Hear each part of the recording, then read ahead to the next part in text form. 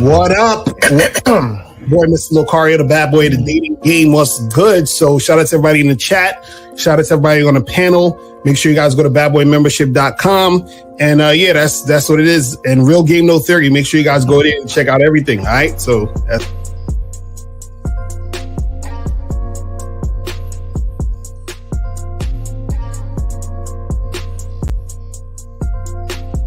all right, guys, Steve D. Williams, over 30 years in the motherfucking game. I'm not a part of a manosphere pill and all that other goofy ass shit they doing. So let's get it, guys. I got a question. Put a Q in there. If y'all want to call in, y'all got the number. We're going to chop it up. Let's get into it right now, gentlemen. Okay, we're talking. Anyway, I'm Coach EO, Mr. Champion Game. Good to be back with the fellas Sunday. Value for value. Call into the show. Don't, like Locario says, don't wait for the last 15 minutes to call in, because by then we're already ready to roll out. So anyway, good topic. Ready to spit some game. Let's do this. Look, real quick. So holla at your boy KZaggin20 on the YouTube front. Also on the gram at KZaggin20. Also, every Saturday at noon, the Manhood is a skill set show. Don't fuck with your...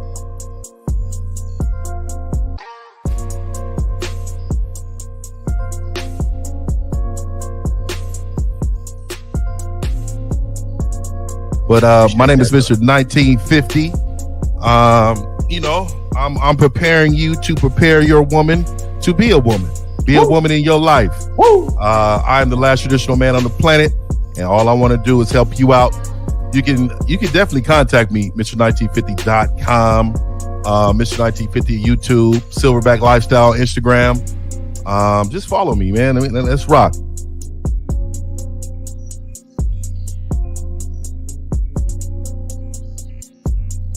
Yo, what's going on? It's your boy Miles Cunningham. Shout out to the Bad Boy Membership. Shout out to the Game Kings documentary. Respect to everybody on the panel. I really appreciate you guys being here. Appreciate being here with you guys. Let's spit this game because we know these guys need it.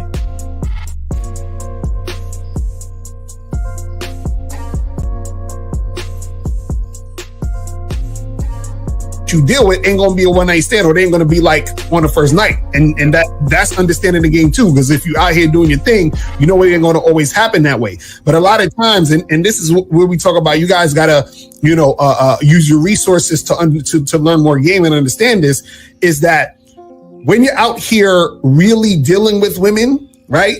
You're going to experience certain things that's going to give you a whole new mindset of what it actually means to deal with women.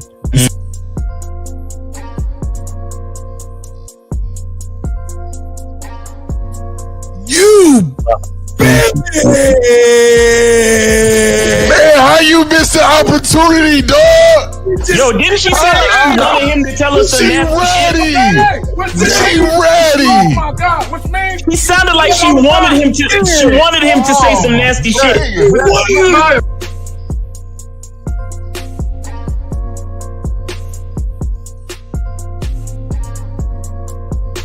He gotta call her back and tell her, look, so I've been doing this in the past for a long time.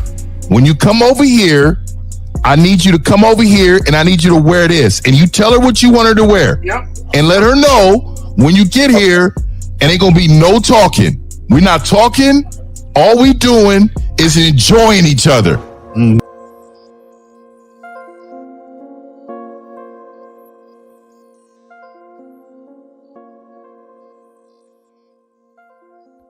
It's like, why the fuck are y'all in these goddamn boyfriend-girlfriend relationships?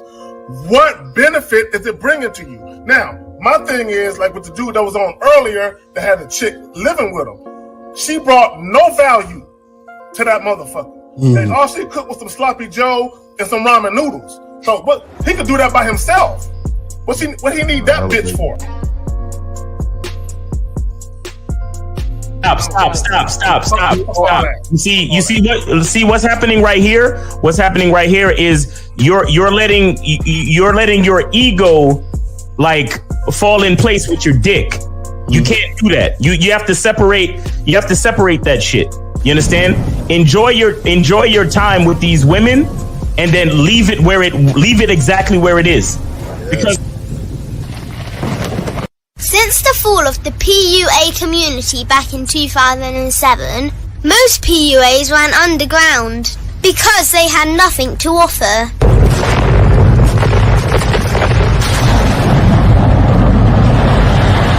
The content creator has become the hero today, dedicated to one single objective: to declaw and defang any person who listens. They decided to join forces to create a cult, and never giving those who listen a solution. It's all about clothes, cars and money, deception and manipulation, indirect game, going your own way. They talk pills and plates. They complain. They blame. Fake it till you make it.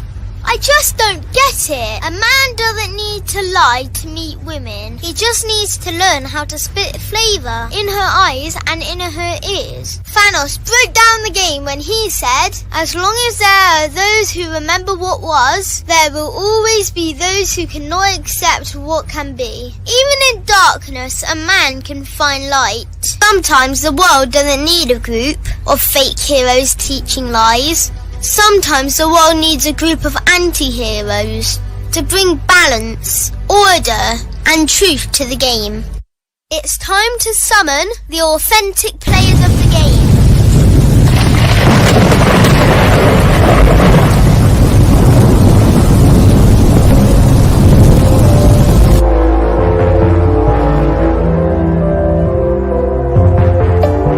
Only one group dares to challenge this threat.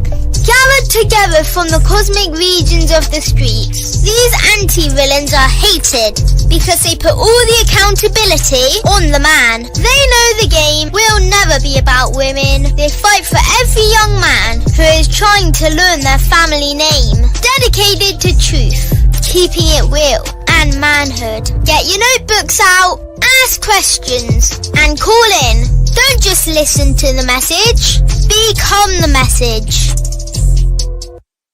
All right. Got my 49 and red on the day. All right. Yeah. I see. We converted you. You finally learned to come to a winning team. Winning circle. We got to teach all the men in the chat. Come to the winning circle. You finally learn how to do that. I'm mourning you, bitches. I'm mourning you.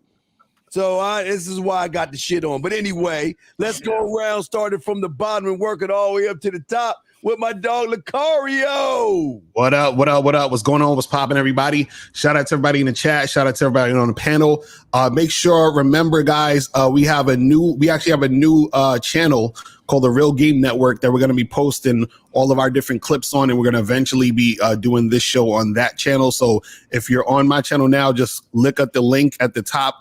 April pinned it there, so you can go subscribe now. We don't have any content on there yet, but still subscribe so that you guys can make sure you get that shit cracking. But yeah, man, let's get to it. Let's go. Let's do it. All right. E.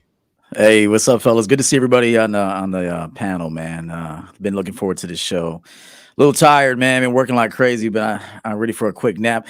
Hopefully Tom Brady doesn't call it, man. That's my guy right there. But if he does, man, he really did do a lot of big things in the game. Anyway, good topic. Call in, don't wait. I am personally here when the other guys are here to help guys who really want it. Those that want it, we can't help y'all, man. All right, Miles in the house. Yo, it's your boy Miles Cunningham, man. You know, you got to remember to be selfish out here. You got to remember to be selfish. You know what I'm saying? Appreciate being here. Respect to the panel, respect to the chat. You know what I'm saying? Remember to get on that bad boy membership, but failing that, make sure you go to Real Game at No Theory and get your coach. Get with one of us, man. Get with one of us, because we will point you in the right direction. We will help you find yourself. You understand? So you can let these chicks know what's good. All right, but let's go, man. Let's get this game. Zag. Yo, man. I kind of missed the dude in the window with his tongue out and shit. What happened to that clip? You know what I'm saying? Anyway, no, but on some real shit, this got to be talked about. You know what I'm saying? Because apparently, that there's shit going around YouTube, and there's some. There you go. That's the shit I'm talking about right there. But apparently, there's some misinformation being spread around YouTube. So us six, we got to make sure that dudes understand what we really about, right? So we're gonna talk about that. All right, guys, man, hey, and like Lucario said, we'll be putting a link in the chat that has the link to the new station and channel that we're gonna have. We're gonna do exclusive content on that channel as well as the new live. When we do these live shows, eventually it's gonna go to that channel. So, guys, get on there and subscribe. 50, you up, man? Hey, man. Respect to the panel, man. Like I said, man, I look forward to this every week, man. Y'all every week, man, giving these men some type of dignity. Because when I stroll down the street and look in this timeline, there's a lot of men without dignity, no respect for themselves, man. So let's get it on, man. Let's get this going, man. Let's get it on. Most guys out there, gentlemen, don't have no idea. The one thing about every motherfucker y'all guys see on this panel, not only are they a man, but they know the value of the motherfucking dick, where they just don't give it away for free. Every man on this panel is going to break all down to you guys why the dick should never be for free. Y'all got it, gentlemen. All right, shit. Let me go first. Fuck it. Look, now, if y'all pay attention to my videos, I talk about only dealing with women who are sexually attracted to you. But just because a woman wants your penis don't mean that she deserves it. You know what I'm saying? There has to be some boxes that need to be checked first before you bless her with that. Dick is a gift. Look, what I sound by that, my nigga? Oh, yeah, right. Dick is a gift. That's facts. Okay, it's a gift. You know what I'm saying? Yeah. And my thing to you guys, if you don't think your dick is a gift, there's two things going on with you. Not only do you not have the sexual prowess to please women, but that means that the motherfucker attached to the dick you giving the bitch ain't shit either. You know what I'm saying? Y'all need to understand that. Because just because a woman wants your shit don't mean you should give it to her. Again, there should be some boxes that need to be checked first.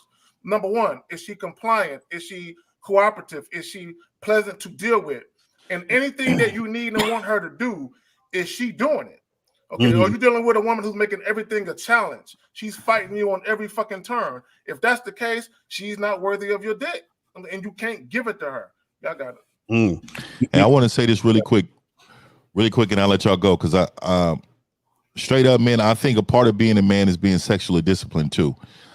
Just hitting women just because she's there. It's no value in that. Why are we as men made to believe, and this is for you weak men, there's a lot of men made to believe that their bottom is worth more than what we deliver with ours, right? There's no equal exchange, no value in it, because it's so many thirsty men out here that is killing the brand, that when they finally get to a real man, they be like, hold up, like I can't just get this when I want. No, because this motherfucker has value to it, right? And also too, us as men, man, look, like I like what EO says too, man. Like, if you one of these men that's trying to smash every day, there's something wrong with you, bro. There is literally something wrong with you, bro. And when I tell people that, they be like, what are you talking? Like, think about that. Really think about you trying to smash every single day. That is a problem. And nobody is, I'm telling you, no other channels in this whole YouTube is going to tell you what we're telling you today. There is not one. And if you can give me one, please share that with us. Please share that with us, because I haven't seen it. So I wanted to throw that out there, being sexually disciplined, and understand that these women need to create value in your life in order for you to deliver that. And that's not daily. So just remember that you have an opportunity to shift her mindset by the way that you move. Understand that. Facts. Real talk. I want to say something real quick. I just came out with this, I always talk about vetting women for relationships. So just like vetting them if you trying to do some long-term, or to see if they're worth the long-term situation, right? And so I just came out with a program on a Bad Boy membership called How to Vet a Woman for Casual Sex. So even if you're just having casual sex, a vetting still needs to happen. Yes. You understand? Because you have to see if this chick is even worth your time. Everything is about am I going to bless her with my time and energy? You see what I'm saying? And you giving a woman dick is still giving her time and energy. You see what I'm saying? And so, like, even what 1950 was saying is that a lot of times we don't value ourselves and our dick And so we think that we're trying to get their pussies, meaning like, oh, well, you know, you can just have my dick and I'm hoping that you'll give me some pussy. You see what I'm saying? That's how a lot of the guys think when it comes to these situations. But the thing is that even when you're vetting a woman, when it comes to strictly a sexual situation, what it does is that it trains you to value your dick. You see what I'm saying? So the thing is that you gotta have that thought process of, you know, everything about me is value. So if I'm giving you any part of me, whether it's time, energy, money, any type of situation, you have to prove to me that you're worth getting anything I'm giving you. You see what I'm saying? So that's how I look at it. But yeah, go ahead. One second, guys. Hold on. Let me just say something. Wait. Hold on, Hugo. Let me hit you on something, man. We ain't no bitch shit. All right, let me tell you something. This ain't about no fucking bitch ass, no fat shit that these weak ass motherfuckers are telling you about. We ain't talking about not jerking off, you dumb motherfucker. We're talking about the value we have as motherfucking men, where these goddamn women got to work to get our dick. I think what he's saying is that all those no fap channels, shit, that they ain't shit. I think that's what he's saying. I could be wrong. Now, go ahead, y'all got it, man. He could be talking about that. You know what I'm saying? I'm just saying. I want to say real quick. I like what Mr. 1950 said just now about the brand.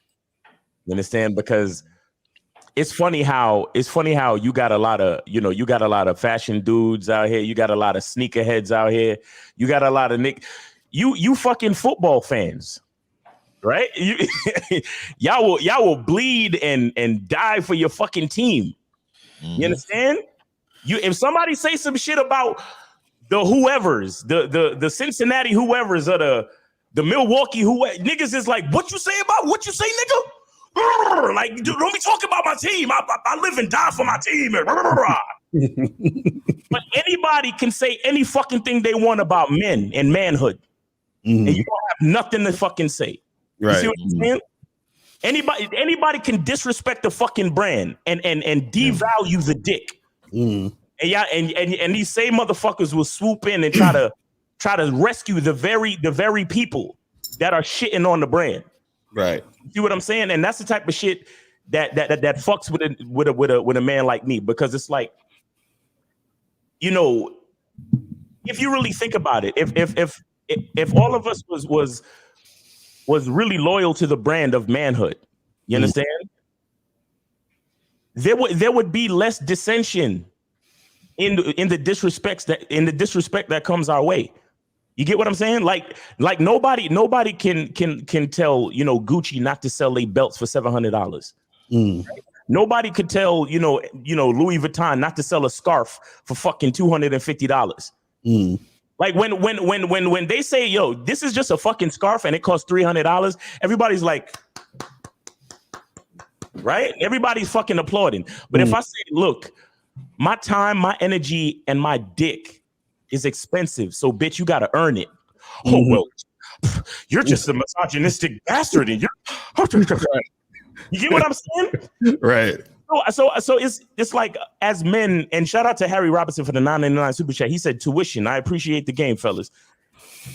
If as men we can be loyal to the brand of manhood as we are loyal to all these other brands and institutions and, you know, sports and all this other shit that we love to give allegiance to.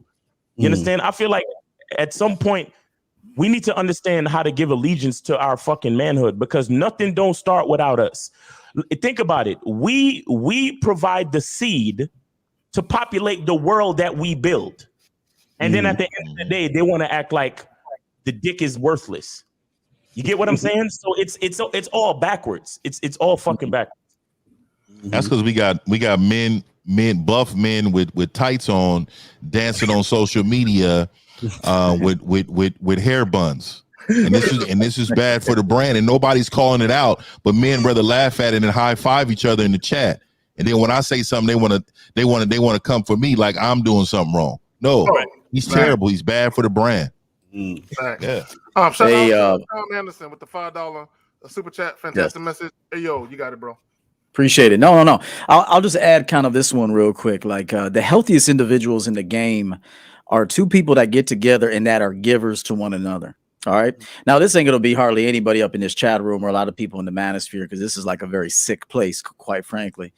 But the truth is, when you got one person that's happy, joyful, and living a dope life, that meets another person that's healthy, joyful, and living a dope life. And those two people unite, you naturally want to give to one another. So those are going to be the best relationships in life, but there's very few examples of that. So I'll go away from that for now, but I'll start talking about that moving forward.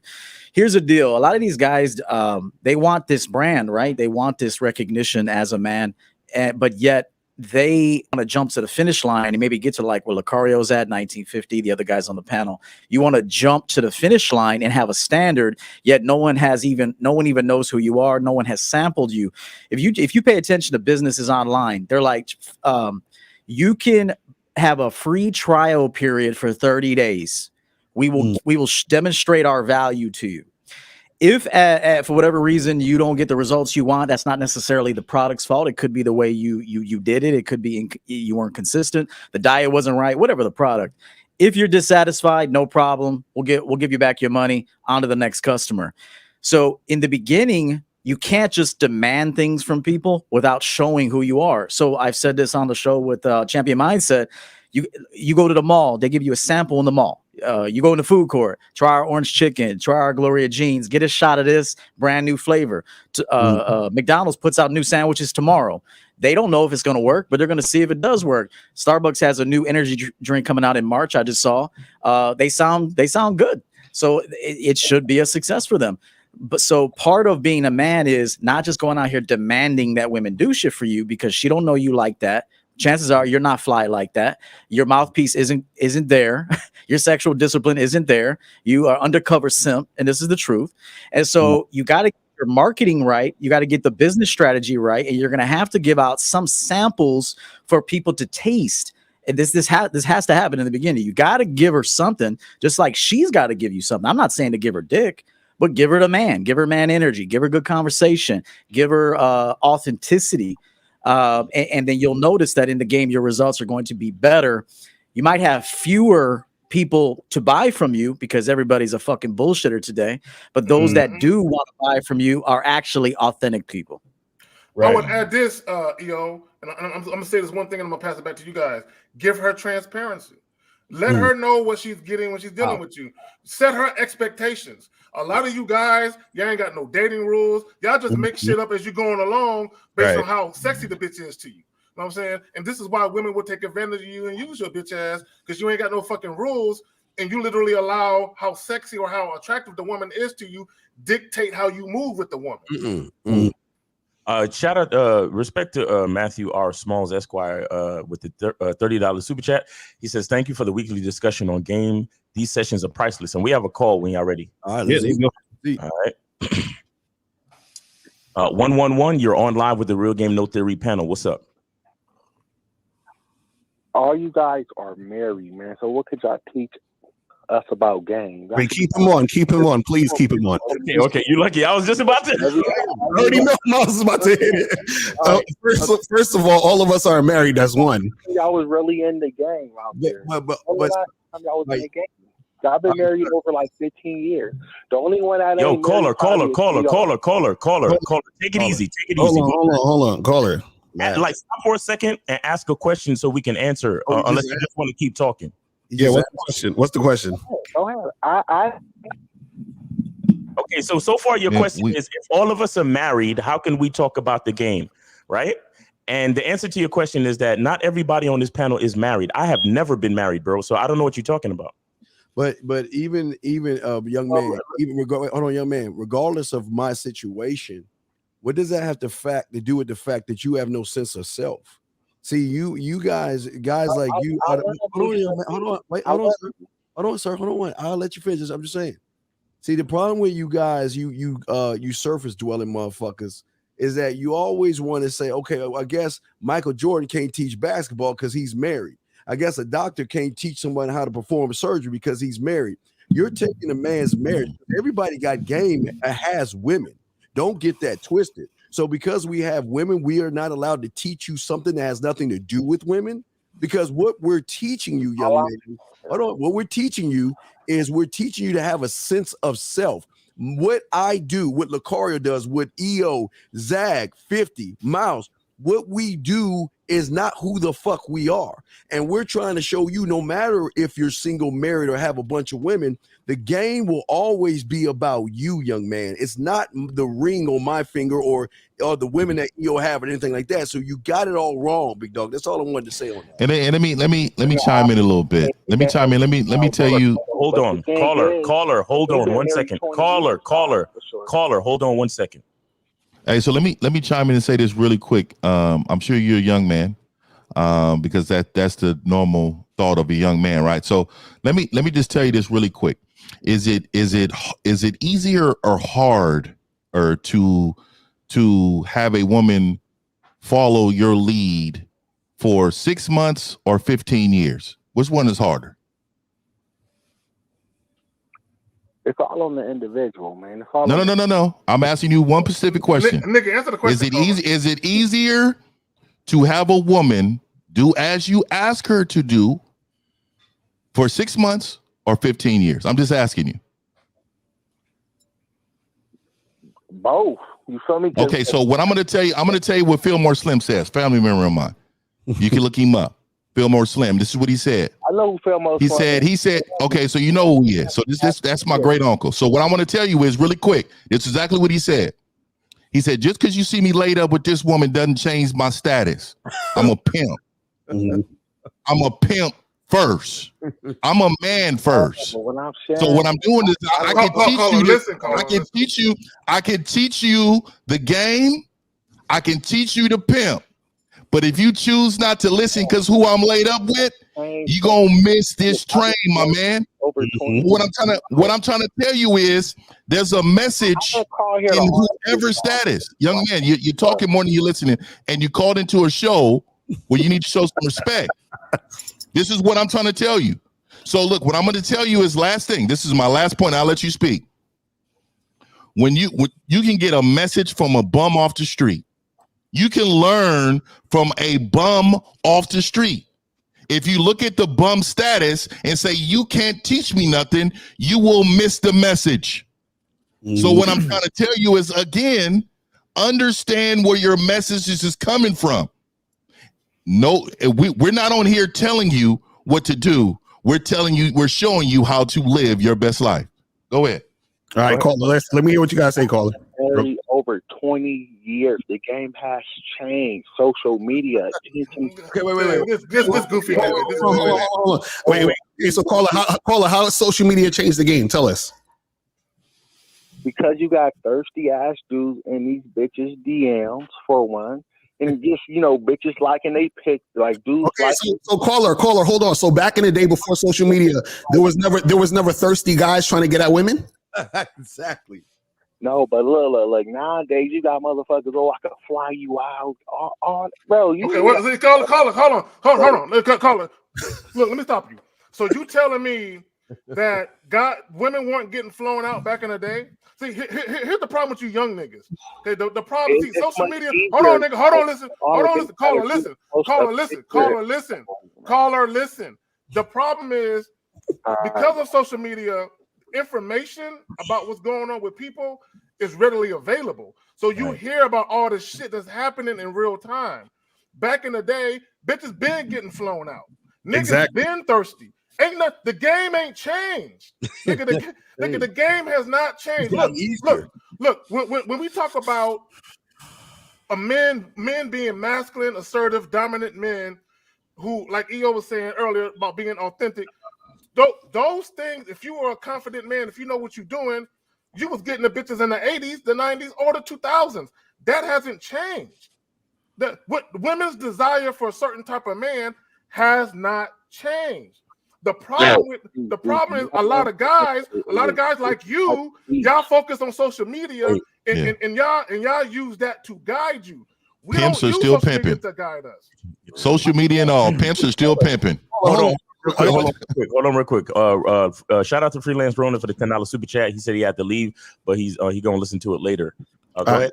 So caller, what's going on with you? Are you getting women? You getting the type of women you want? I get women, yeah, bro. Like it's easy to get a woman. All you gotta do is just step to them and start a conversation. Okay, so then what's the issue then? So what are you complaining about? How is the game fucked up and changed and all that? What's the issue? You know why? So look, I'm a student of the game, so wherever you're not a student of the game. I take information from. You're not a student of the game. Right, so I ain't saying y'all don't say no cool shit, but enough be enough sometimes. Like these motherfuckers is faking. They married, man. They ain't Wait. Hold. Listen. Wait. So you know that we say cool shit, but enough is enough. So we supposed to just shut this whole shit down right now because you called in today, yeah? Nah, but I'm just saying, like, y'all make some cool married dating coaches. Married coaches. Hold on, let me ask you a question. So what does being married have to do with anything? Go ahead, answer that. Because, what I'm saying is, like, for example, Steve been married over like 24 years, so he don't know what's going on in the game right now. Okay, wait. Let me ask you a question, Carl. Okay, because hold on, you're a student in the game. You're a student of the game. So hold on, let me test your knowledge of the game. Since you're a student of the game, do you know that there are married men that have arrangements? Not talking about Steve, not talking about anybody in this panel, but do you know there are married men who have arrangements with their wives where they actually go out and fuck with other women? You talking about that swinger shit? No. I'm talking just in general. It gotta be a swinger thing. It could be guy is married. He lets his wife know he's going to be having sex and dealing with other women on the side. Do you know that happens, right? That happens, right? You're a student of the game, right? Nah, that's not part of my world. Exactly. That's not part of your world, so you don't know. That's what we're trying to tell you. That's because he thinks it's unachievable. Hold on real quick. Let me say this real quick to homie. See, here's the thing. Sometimes when your cup is filled all the way to the top, there's no space for more liquid. Mm-hmm. You understand? You came into this call automatically assuming so much shit. So you walking around with a full cup because you think the liquid that you have in your cup is tasty. You understand? Your shit is damn near overflowing because you know so fucking much. But Mr. Lucario just asked you a fucking question, and now we see how small your world is. We see how full your small ass cup is. That's why there's no room for no more fucking knowledge, my little nigga. Get in the field. Wait. All right, hold on, real quick. Bro, you need to get into the field. That's what we're trying to tell you. Hold on. Who says we ain't in the field, brother? Okay, see, let me holler at the young buck. Caller, hold on real quick. Caller, do you know who Phil Jackson is? Yeah. Okay. All right. Now. Hold on real quick. Let's stay with that. So Phil, would you agree that Phil Jackson is one of the greatest basketball coaches of all time? Would you agree with that? I agree, and I see where you're going. Okay, no. Okay, so you see where I'm going. So let me let the other niggas know where I'm going. So he used to play the game of basketball. Then he became a coach. So the fact that he's no longer active in the game of basketball, does that mean he can't coach it? Listen, bro. No, nigga, answer the question. Answer the question. Answer the question. Yeah, he could coach. He could coach. You know why he can coach it? Because he was so cerebral with the game. He knew the game inside and out. So even when he got done playing it, he could teach the shit. Yeah, let me tell you how cold I am. I got an offspring right now. I don't know how old you are, but he's 19, and I could drop him off anywhere where you at, and the Mac game is going through his blood because he got it from his daddy. Yeah, and what I'm gonna tell you is he's in the world taking them down right now. Yeah, that's all I'm gonna say right now, dog. Offspring. Yeah, caller, you're so worried about the messengers, you are missing the message. Facts. And what you don't understand is that regardless of some of the shit y'all be saying, I'll be faking because y'all married. He said we faking. How we faking? I want to hear this. I'm not serious. No, he said he feels. He said he feels like the things that we say is right. I'm curious. How we faking? Go ahead, caller. Let's tell us. Because y'all act like, if you see a business, all you gotta say that shit worked back in y'all days. You feel me? So he. What do we say that worked back in our days? What's the difference? What's going on? What do we say that we worked back in our days? Tell us. Hold on, real quick, caller. Before you do that, I'm gonna go get my walker with my tennis balls. I didn't know I was a senior citizen. It was all like, I'm gonna get my walker with my tennis balls and my jelly balls. And it sounds like the caller does not have a father in his life that gave him advice. Exactly. You know what? Let me tell this caller. They married still. Yeah. You know what? I'll say this to the caller. I don't think he's necessarily wrong to say what he wants to say. I mean, we're out here, putting on information, so it's subject to scrutiny. So I don't think he's necessarily wrong. I will say that if anybody is doing one thing for a long time and then yet they've kind of abandoned other aspects of their game, they could get rusty and they could fall behind. That happens with anything. If you're not up on technology, you'll fall behind. You'll apply for a job. They'll be like, you know how to do this, this, and this. You're like, no, I'm not privy to that. Okay, well, you don't qualify for this job. So to some degree, there's some truth to if you don't keep up with the times, you will fall behind. But that goes for everything, not just the game. I will tell you, there's different games in this game called life. So there's the player game, the single game, the business game, the dating game, the fuck game, the married game. So you're calling it basically saying that we don't know what we're doing outside of the married game, which not everybody on here is actually married, as we said. But here's the thing.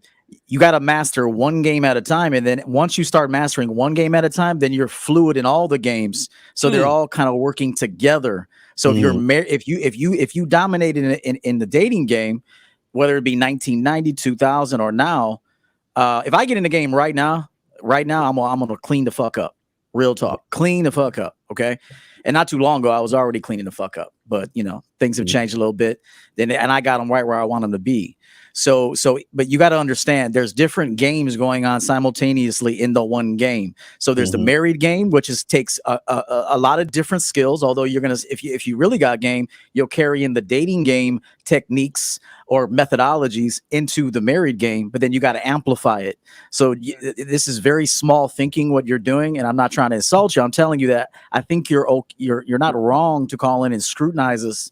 But there are several games going on at one time, and a true master of the game is going to be picking up information from all games and then applying it to whatever situation he's in. Facts. Real talk. So caller, you getting that information? I sit in and I listen, but I take, like I said, I eat the meat and I spit out the bone. So what I could use, I use, but. All right, well, keep up the good work, man. Keep up the good work. We got other callers, man. We ain't got no game, Let dog. me add this. Miles, what were you saying? I don't want to cut you off. No. I was just saying, eat the meat, spit the bone out, and do you, nigga. Like, we got 3 more calls. I'm ready to go. Like, okay. All right. Let me add this. Let me add this right quick. EO, the way you presented that right now, that was dope. I hope you got something from it. Let me just add this. For all you niggas is talking about, niggas is in long-term relationships or they married, they can't teach nothing. Okay, fine, that's cool. But here's my thing to all you guys. If you want to listen to a dude just tell you how to get pussy and nothing else, there are guys who can tell you to do that. But if you want guys to tell you and give you some game on how to effectively deal with women and get the most that women have to offer outside of just sex, you can't get that from a nigga who just fucking bitches, man. Right. I got it. Exactly. Hey, shout out to my guy Omni Roma, man. That's my guy, man. Appreciate you, bro. Everything you do, man. You've been a big contributor, man. Much love, respect. Thank you, bro. Thank you so much. Caller, look, thank you for eating the meat. Continue to spit out the bones and do you. But understand that there's knowledge everywhere, bro. There's knowledge everywhere, and it would help if you kept your cup just maybe a quarter of the way empty, so you can leave room for more knowledge. All right, bro, take it easy. All right, so we got 714. You're on live with the Real Game No Theory panel. What's up? Hey guys, how you doing? These single mommy raised dudes who like to eat meat and boners they're crack ups to me. I love them on the show though. They're funny. Anyway, I just want to make a point, Steve, the rest of you boys, the rest of you men, that I personally, what do you think of this? I like to avoid women that are drinkers and drunks because you never know what kind of shit and drama you get from them. And I personally prefer women that are, I like stoner chicks. What do you think of dropping these? Don't fuck these bitches that are drunks that can me too you and stick to straight women that don't drink or stoner chicks. What do you guys think of that? Let me say this. Sound like standards. Just sound like standards. Let me say this. Me personally, I don't have a problem with women who drink per se, but I do not get into relationships with women who drink a lot. Okay, Well, I just don't. All right. Well, let me say this. I don't care if she's a stoner, if she drank or whatever. It's just how she handles herself when she's around me. Facts. I'm not here to judge or make a woman stop doing what she's doing or kick her to the curb because that's something she likes to do. When she's with me, she's a representation of me. So that means I don't care if she's an alcoholic or she's a drug addict, as long as she is showing me the respect that I need and I demand for myself, and I'm going to demand of her. So I disagree. I don't want you to throw. I'm about to disagree with my boy Steve.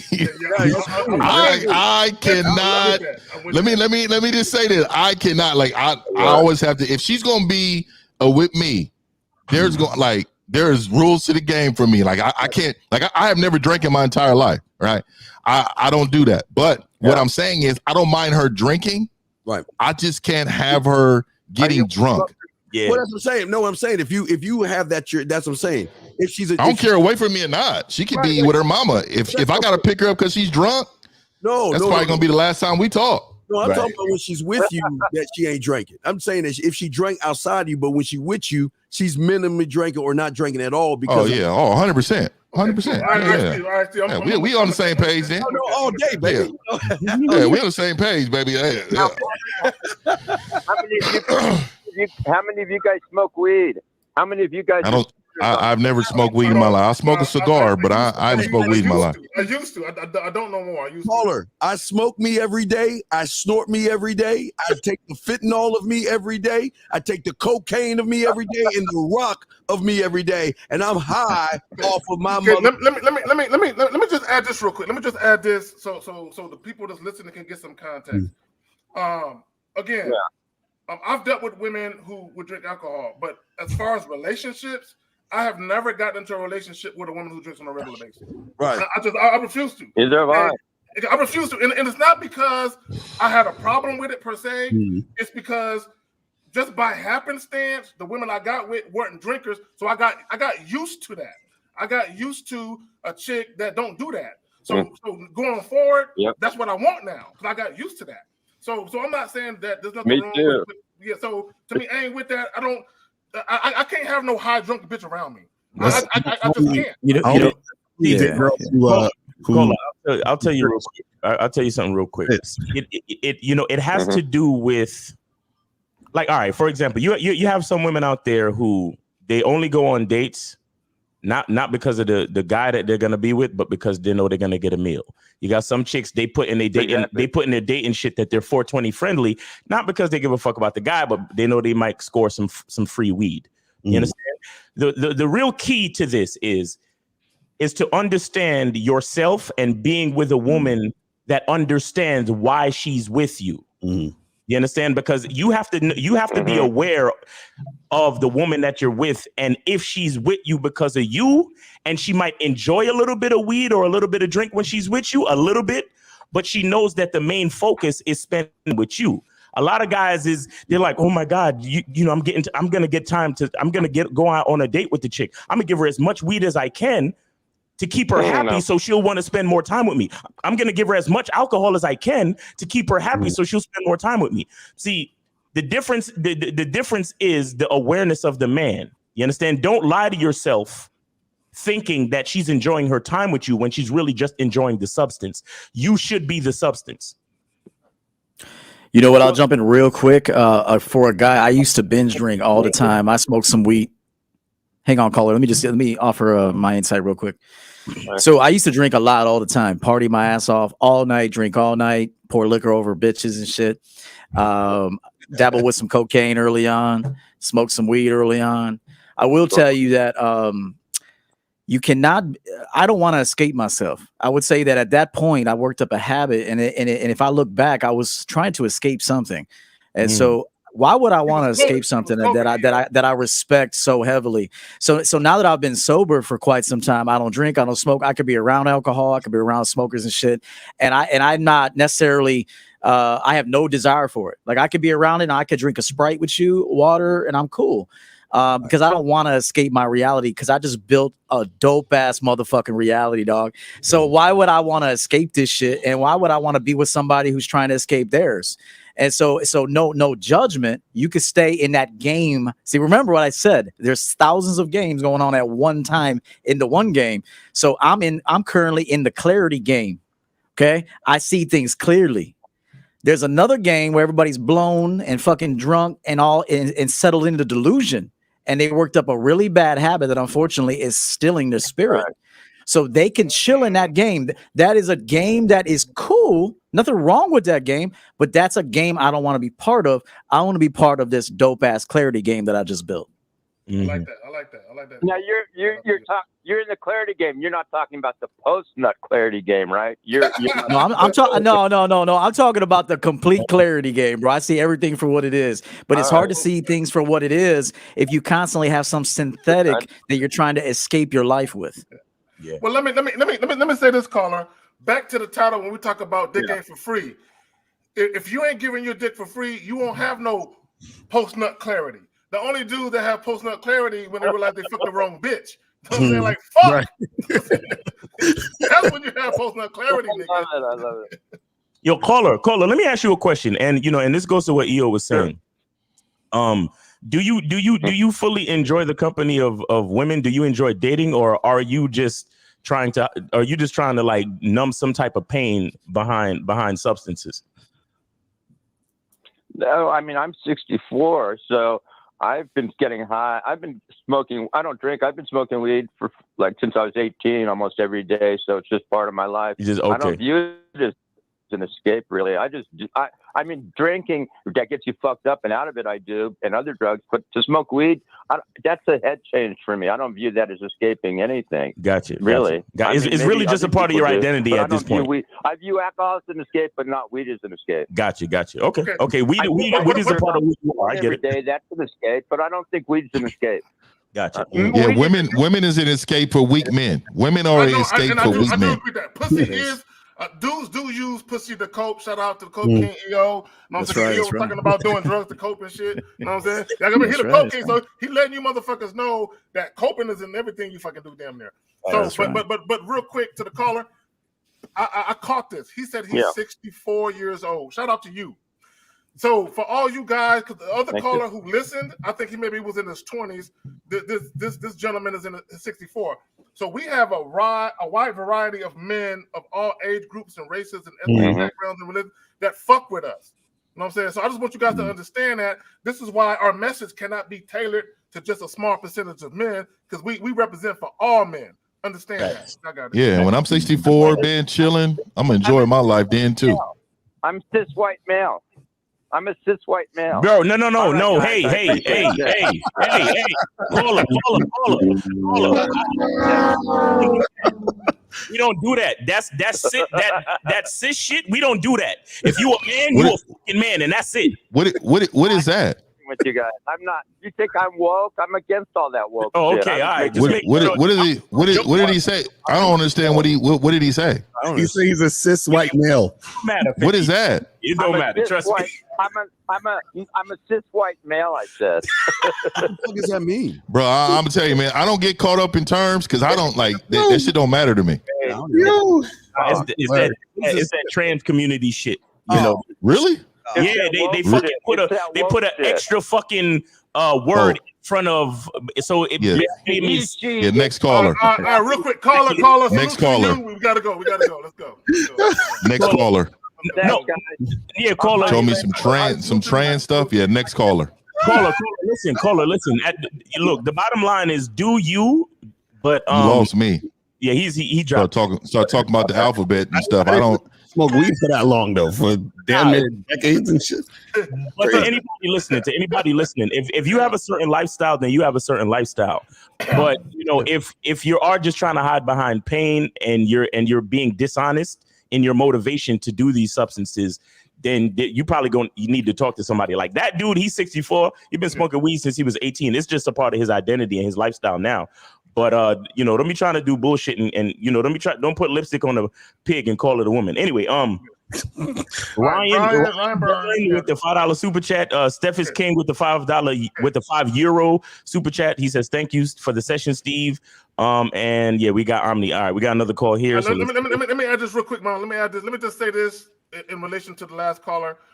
what we talk about is heterosexual shit for men who have the right mindset. We understand that not all men have the right mindset, and a lot of the things that we talk about is trying to get you guys to have a healthy thought and feeling about who you are and actually love yourself.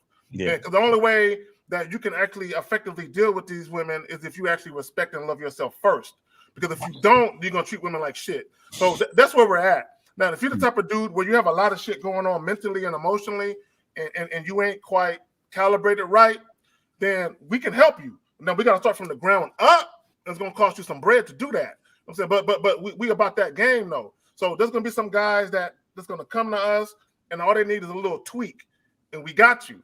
A lot of you other guys, you need help from the ground up. You know what I'm saying? And it's gonna take some time. Yeah, I got it. All right, so hey, real quick, I want to just say something to the Duke real quick. You asked the question if I'm all good. Hey, listen, man, it feels good to let people be who they are, man. It shouldn't get a rise out of me to let somebody call in and say whatever they got to say. So like, so this is really what shows that clarity and that settledness that you have as a man, that people can say whatever they want to you, and you got to get yourself to a point where you allow that. You allow people to kind of say what they want to you, but you stand firm in who you are. But as Miles alluded to, we should always remain open to new information, because that's what makes us even better. That doesn't mean we have to move off our square, but we might be able to add something to our square. So just keep in mind, I'm chilling right now. I'm calm as fuck. I ain't on no weed, no alcohol, no nothing. I'm just letting people be what they gotta be while I stay seated in my motherfucking king's chair. Facts. So 463, you're on live with the Real Game No Theory panel. What's going on? Hey, what's good, y'all? It's Coach Brody. What up, Brody? What up? Oh no, just calling in to saying, hey, I appreciate what y'all doing on here, and this is perfect timing. I know I was working on some stuff, and I saw that title said "Dick Ain't Free," and I'm like, oh, I felt that shit. I know for me personally, I think about how just like a lot of guys are pleasure seekers. And I know for me in my own life, pursuing my purpose, pursuing my passion, things that I care about, it's more pleasurable to me than pussy. And it's like for me, when I got to that place, and especially I had to get to that place after I developed some good dick. And I realized that with great dick comes great responsibility. Like, because a good dick can change a woman's life for the better or for the worse. For the better or for the worse. And I just try to make sure that when I deal with women, I leave them better than I found them. Facts. Mm-hmm. I think a lot of men understand too. Sometimes it's not always about the physical part of the dick, though. Exactly. When the mind is directly on you as a man, when her mind is on you as a man, like she may have had better physical dick, but it don't feel like the dick that she's actually having now. So what I'm saying to you is, a lot of men out there think we're just talking about the physical, but it all comes together as one thing. Facts. Yeah, you know, the dick is just one conduit for masculine energy. It's just one. There's several. Gotcha. Well, that's real talk, caller. Well, let me add this, and I'm gonna piggyback off what 50 said. A lot of guys, they think it's about just running up in the chick crib, being there for 2 hours, busting a sweat, getting cramps all in your legs and shit, and just fucking. That's cool. That's a physical aspect of it. I'm old and got getting cramps and shit. I'm saying I got to stress before I fuck now. I'm saying, so that's some real shit. I ain't even bullshitting. I'll be like, goddamn girl, hold on, I done caught a cramp. They're like, don't stop. I'm like, no, bitch, I gotta stop. I got a cramp. But anyway, so but my point you look out the window though. You stretch. Well, nigga, if there's a window that needs to be looked out of, niggas get looked out of. Nigga. But anyway, my point is though, like Vinty was saying, it ain't just the physical. It's also the mental preparation that you get the bitch ready for. Like, you know what I'm saying? It's a shit that you say to a chick, because a lot of guys think that a chick is gonna come over and you're just gonna take her clothes off and you're just gonna penetrate her. No, you gotta say some shit. You know, you either gotta have the foreplay, the physical foreplay, or you gotta say some shit mentally that already get her prepped. Where when she come over, she already wet. She already wet from the shit you said on the fucking phone or through the text. And a lot of niggas don't even understand how to mentally prep a woman or mentally stimulate a woman prior to actually having the physical sex. But y'all got it. Yeah, well, quick. When they saying when a lot of guys look at when they think dick, we think y'all are thinking dick. We're not talking about that. We're saying that because what we do as men, we will not just settle for just about anything. She's got to bring something to our lives, to our worlds. We are self-sufficient men, but we will not accept just a ass and titties to get in the motherfucking door. You have to show us that you are worthy of our motherfucking time, our attention. You're worthy of our dick. You got to work for that. We're just not going to say just because you look good, we're going to let you in. And that's where a lot of y'all guys go wrong. Y'all think it's like the guys are saying on the panel, the physical. It's about the mental. What are you bringing to my table that woman, and that one, and that one ain't bringing? Because they all ain't special until we make them special. Facts. All right, caller. You straight. Oh yeah. No, and I appreciate that.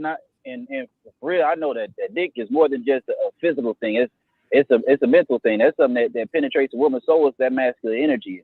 And for me, it's just I just like that effect. Like for me, the most important thing, and not the most important thing, but what I enjoy the most when I get to deal with a woman in particular, maybe not everybody else feels this way, but I like being able to do those things with a woman to separate the stimuli and to show her that the stimuli, the emotional reaction, and the interpretation is different. And when I can deal with a woman in a way, because a lot of women, they never learn the difference between a fuck boy and a man. They never learn the difference because they mindset around it. But when you can show a woman, listen, I could do the same exact thing that you felt like was abuse from another man, and you love it and come to me for that, and you listen to me and you do what I say, and the things that you do what I say makes your life better. To me, that's more fulfilling than just getting a nut off. Facts. I ain't even got to get a nut off. All right, shout out to Eddie. Anyway. All right, thanks, dog. Shout out to Eddie for man. We got you. Yeah, we got to just really recognize the super chat. But yeah, and also Emmanuel, there you go. Appreciate that. Yeah, Emmanuel, he says, salute you, channel. Thanks for the mental modes and helping me realize the game is about finding the man inside, also building the strategies to become that man and continue to recognize that man in all things. Facts. Hey, shut on. Let me say something real quick. I saw all these $200 and $100 super chat, and I'm like, what the fuck is up? Then the manual came through and blessed me, dog. Appreciate you. That's what's up. That's what's up. Hey, I want to point something out real quick. You'll hear guys in the manosphere say they want a woman's soul and shit. Well, the only dudes that say that have never gotten a soul before. Because when you actually get a woman's soul, man, that shit could be, there's a lot of responsibilities, very heavy. You want to give it back. You want to give it back. Yeah. If you're not doing it right, it comes back to actually hurt both of you. It'll hurt your pockets. You're replacing windows. You may be losing your job. I mean, if you take a woman's soul and you're not responsible, it's going to come back to be very costly to you and the woman. But if you could actually, if a woman relinquishes her soul to you, that means she has full trust into you as a man. And that's a completely beautiful situation there. So it's two different energies behind getting a soul. Most guys that want souls have never really had a soul. I've actually had women's souls and went after their soul and didn't have the right intentions in the past. And it came back to cost me. And you know who I blame? This motherfucker right here. That's why I came up with that shit on the wall. So, but now if I get a woman's soul, I know how to nurture that. So I know how to elevate that soul because it first started with elevating my own spirit. So I just want guys to know that. Let me add this real quick. Somebody was gonna say something. Was it you? Now we got a call whenever you're ready. Okay. Let me just say this real quick. Okay, and I'm gonna say this: with great power comes a lot of responsibility. Like if I wanted to, like if I was out here single, I know how to make a chick fall in love. You know what I'm saying? It ain't hard without lying though. I can do it without lying. But my thing is, like EO was saying, when you have women when they literally bare their soul and they come to you a certain way. There's a lot of responsibility that comes with that because you literally can command this woman to do shit. You literally have, and I hate to put it this way, but you have control. Like you really can do shit, you know what I'm saying? And have this woman doing all types of shit. But if you have ill intentions, you can fuck her up emotionally and mentally. Y'all got it. All right. So 330, you are on live with the Real Game No Theory panel. What's up?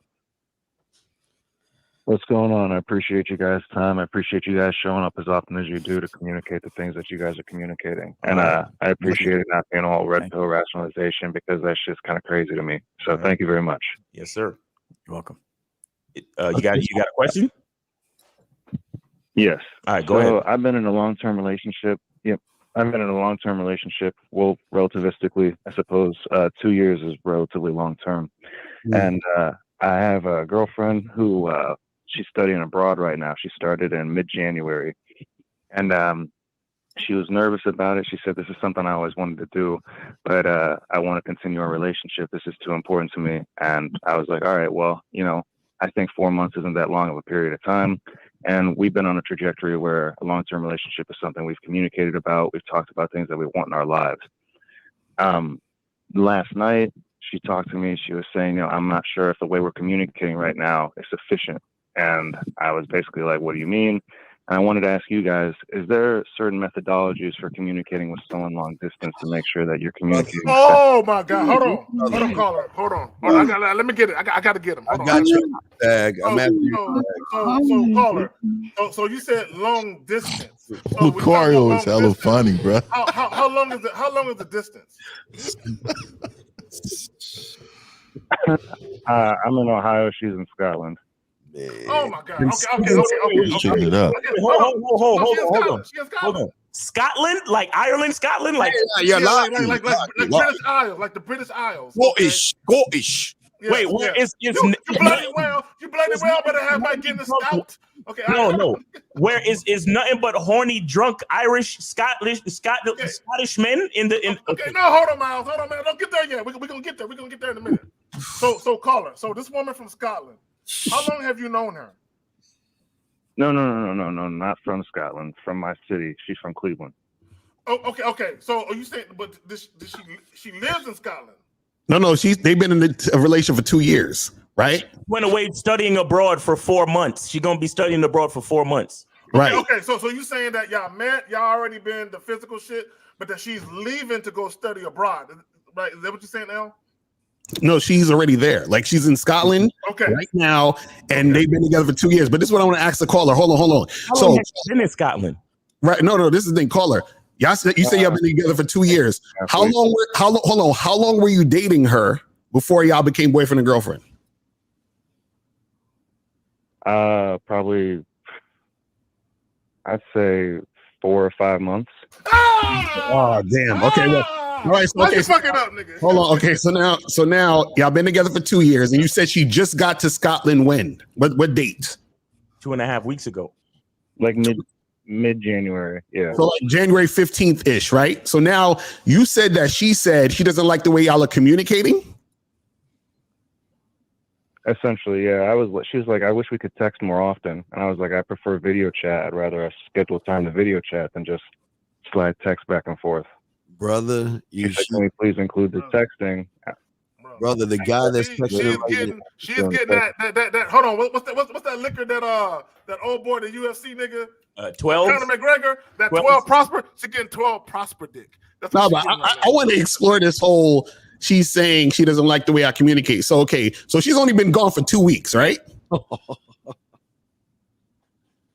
Right about there, yeah. Okay, now. So y'all just been texting? No, I mean we've had video chats and stuff like that, but so she says she doesn't like to do the video chats.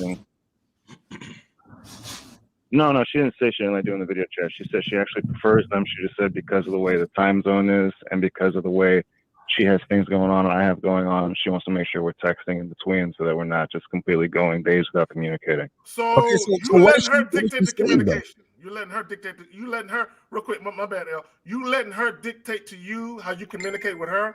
Caller, however you want to communicate with her, she needs to be open to that. Yeah, you in love? Let me slide in and say something over here, man. Yeah, let me slide in and say something. So traditional, I'm talking from a traditional sense, right? So if she's under your program, how does her going to Scotland benefit you at all? Thank you. I'll be honest with you. Not entirely, but the point is well, then okay, it doesn't matter if it's not entirely, then this allowing her to go overseas to do anything has to do with what she wants to do instead of having her continue to bring value into your life. Right. So for me as a traditionalist, I believe in the man leading and the woman following.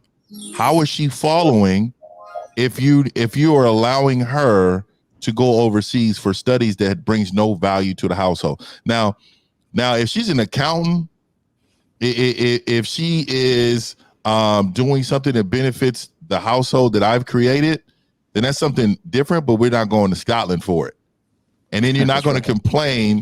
Then you're not going to complain in regards to my directions or instructions, because I know that everything you're doing is because I'm allowing you to do. Go ahead, EO. Yeah, no, good point. Shout out to B Hart, man. Appreciate that super chat, brother. Good to see you. One of my best friends that I've known since 15 years old. One day he called me up and he said, "Yo, E, can I see you tonight, man?" He said, "I got something I got to tell you." I said, "Yeah, no problem." Keep in mind, I've helped this dude in many situations. Stood up in his first wedding. He's now remarried to somebody else. He's got some good game too. And so he said, "Meet me. Let's meet at this bar." I said, "Cool." He said, "My girl's coming with me." I said, "That's not a problem." So we were sitting at the bar, and he told me, he said, "Hey man, just want to let you know I'm moving to Arizona tomorrow." And I said, "Cool, man." I said, "Cool." I said, he's like, "I want to change a life. I made my decision. I don't want to be in the Midwest no more. I want palm trees, hot weather." He said, "I gave her an opportunity to come with me. She wants to stay here for her family. So this is our last night together. So I just wanted to let you know, because you're my best friend and brother as well. You know, my girl already knows we're pretty much breaking up now, and I'm moving to Arizona tomorrow." So yeah. Yes. I respect that. I'll shake his hand. It was Long calm. distance, man. It was calm as fuck. She wasn't even upset because, you know, she had a decision to make, and if he was as valuable to her, or at least to her attachment, she might have a heavy attachment with her family. And she waited. She said, "Okay, be with this man who I have a decent attachment with, versus leave my family who I have a much heavier attachment with." And the decision is always going to reveal the truth. The decision always reveals the truth. Do you argue with that decision? Yeah. Do y'all see That's right. story? Keep the story that he just told and let that marinate. Yeah, so in summary, he called me up. He didn't ask me either. You know, he asked me other things in the past. Shit, I walked him off a suicidal ledge one time. Real talk. And then he got stronger, and he no longer wants to kill himself. But at one point he did, and I walked him off that ledge. And so, but he hit me up. He said, "Hey, moving to Arizona tomorrow. I'm packed. Got a job set up already. Got a place." Told my girl she had an opportunity to come with. She said she's gonna stay with the fam. This is our last night together. This is my last night. I'm gonna see you. Love you. But I'll come visit.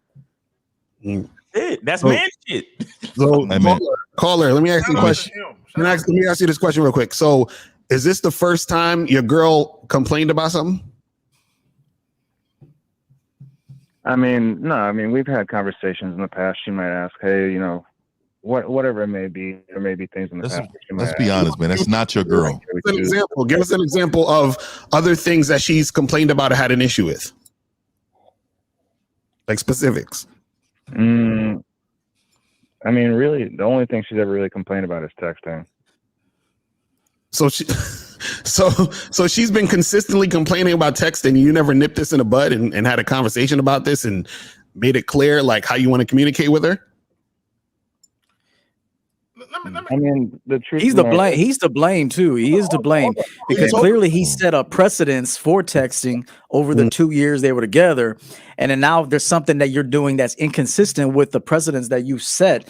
So now she is rightfully complaining because you're no longer leading the way you were leading. See, when a woman complains, I want you to know that you've dropped the ball. Yeah, I think he was ever leading her. I think he was just in love. I think he's in love. Well, yeah, clearly by what he's saying, he didn't lead her. But just know that anytime a woman is complaining, she is in the right to complain because you are fucking up. Yes, you are just playing. Hold on, real quick. Let me just say this, because caller, what you're doing, there's something that you're doing that's inconsistent to what she got used to. Mm-hmm. There was something that you was doing in the beginning that she got used to. Mm-hmm.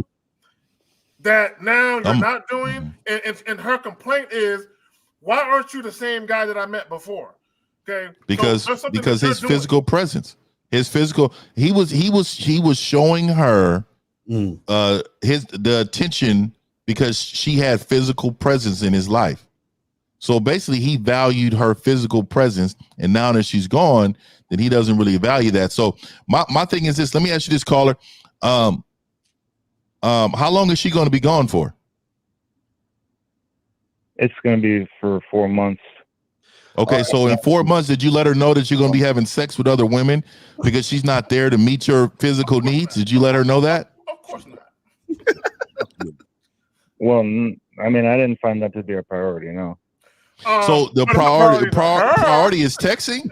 It's a priority to her. No, You see what I'm saying? So no. you're going to go on a 4-month drought that you can never get back in your life because she's going to chase something that has nothing to do with your household. Do you hear what you're saying?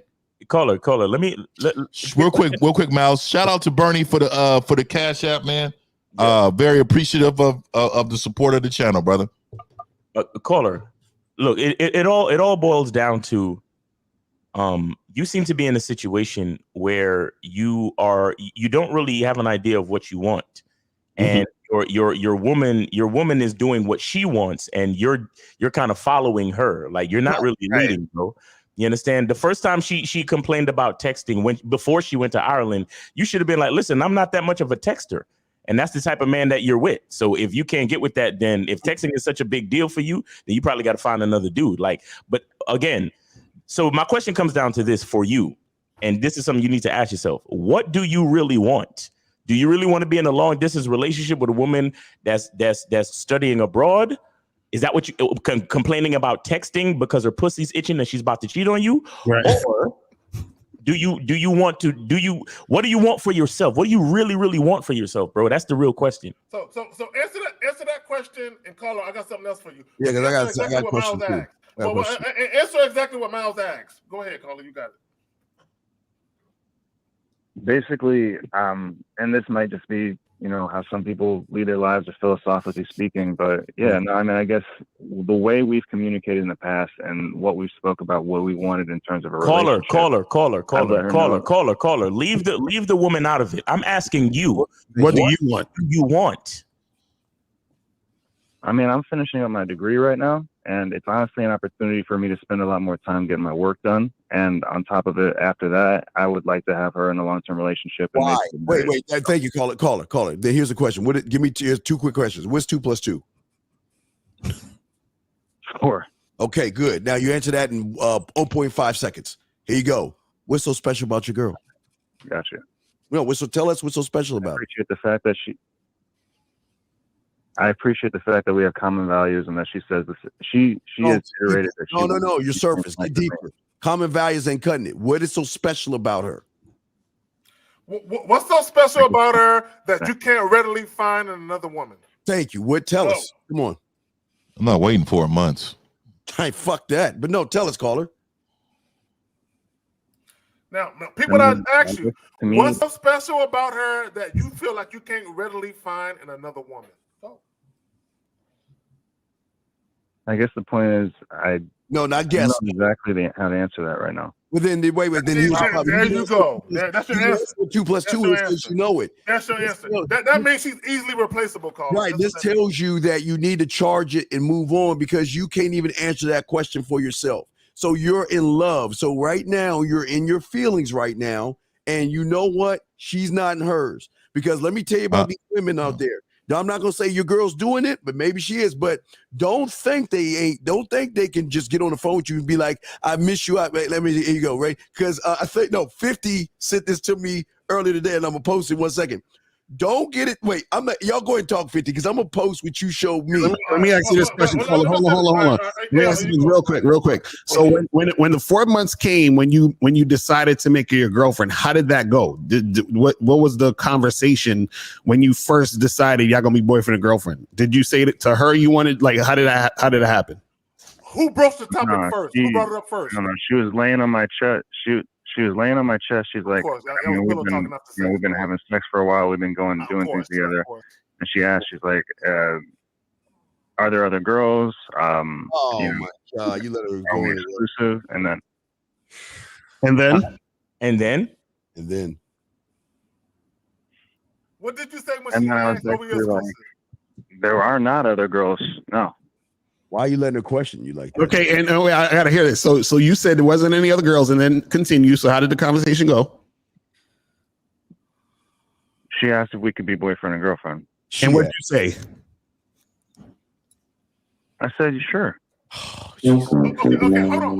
There we go. This is where we get into the root of the problem. And L, he said this is after what, 3 or 4 months, something like that. 4 months, right? So caller, let me ask you a question. Now, think about what I'm about to ask you, and then answer it. What are the 5 things that she did that does not involve sex or the way that she looks that made her girlfriend material? What are hold on before you answer it. What are the 5 things that she demonstrated to you that made her girlfriend material that doesn't involve sex or how she looks? Go.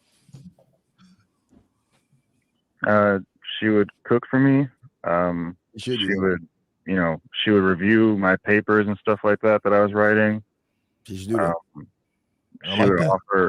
offer things to do in terms of activities. She lives relatively close to me, so she would invite me over to meet her family and stuff like that. You met her Sound like you guys have a partnership. You met her family already, dog? You met her family already?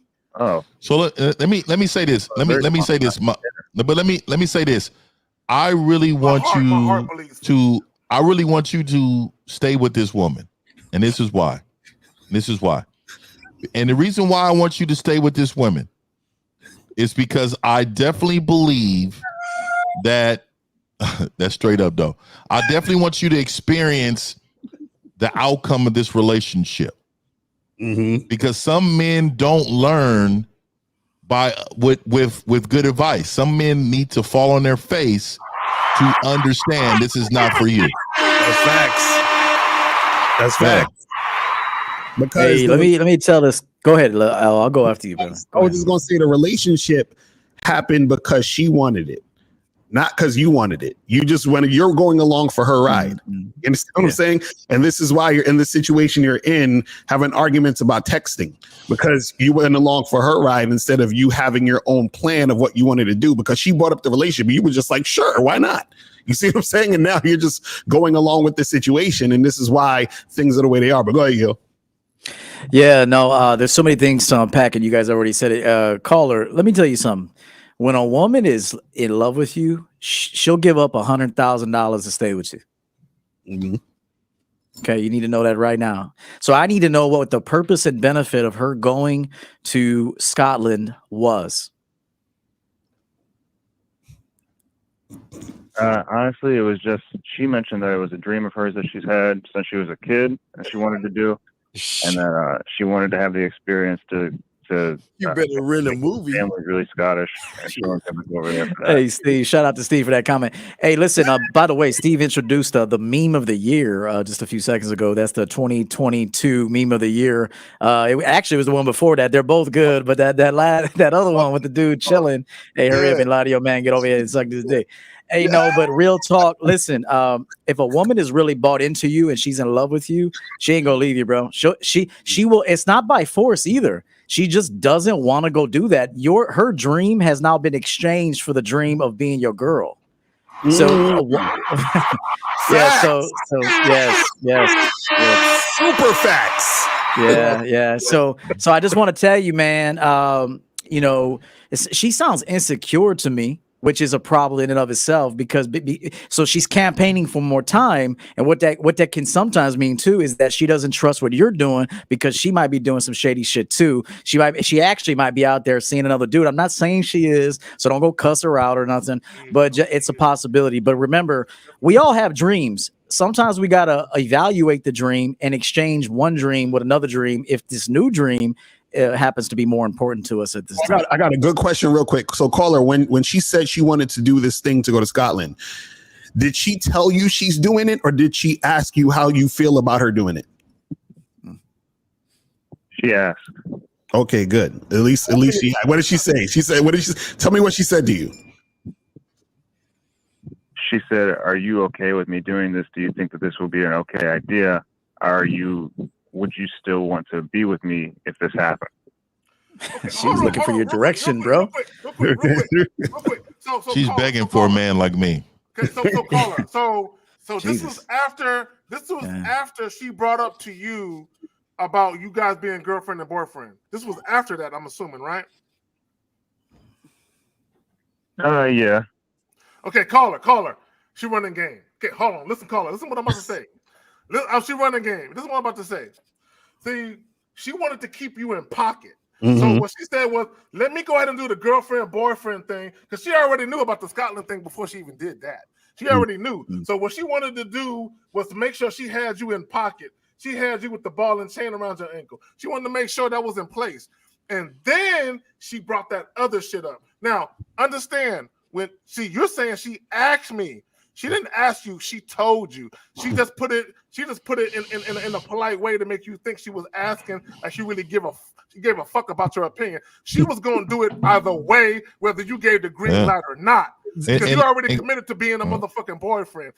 And caller, real quick, Steve, and caller. So let me make you a little insecure, because men like you are going to get insecure when I say this. Okay, so this is what I would do just by hearing this conversation. If I talk to your woman, I'm telling you, this is how I would take your girl.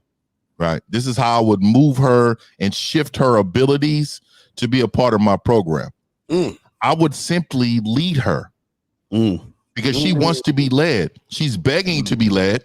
And because you're not leading her, somebody like myself will come in her life, give her directions, and hit the bottom. And then it's going to shift the attention and text messages from she desires from you to designing from me. She wants to be led, and you're not leading her.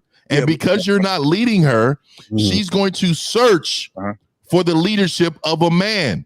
She's trying to. Have you heard about a car before it gets painted?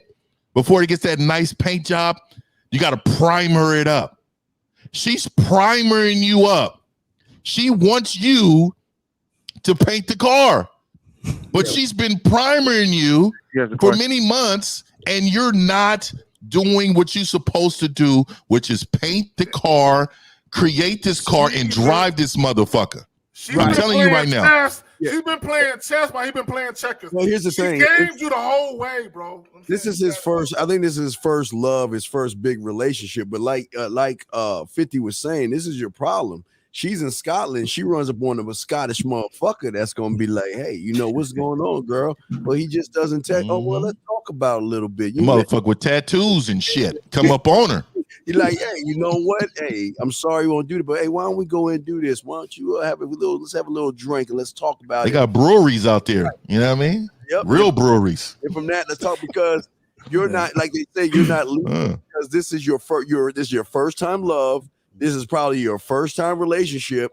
And the fact that you let somebody tell you that they want to be in a relationship and you agreed is a serious problem to me. You're going to have a lot. I can tell you, all these guys on this panel, we all have one thing in common. Women are always going to say they want us exclusively. They're always going to do that. We will never give exclusivity to a woman that wants it until we want it. We're not going to do it because she wants it. And that's where you went wrong, brother. Hey, and one last thing, and I'll throw it to Miles. The reason why she asked you all those pinpoint questions is because she wanted you to turn her dream into a nightmare, dog. Yeah, I'm letting you know that you turned it into a much better dream, and what you needed to do was turn it into a nightmare, because she wanted you to turn it into a nightmare.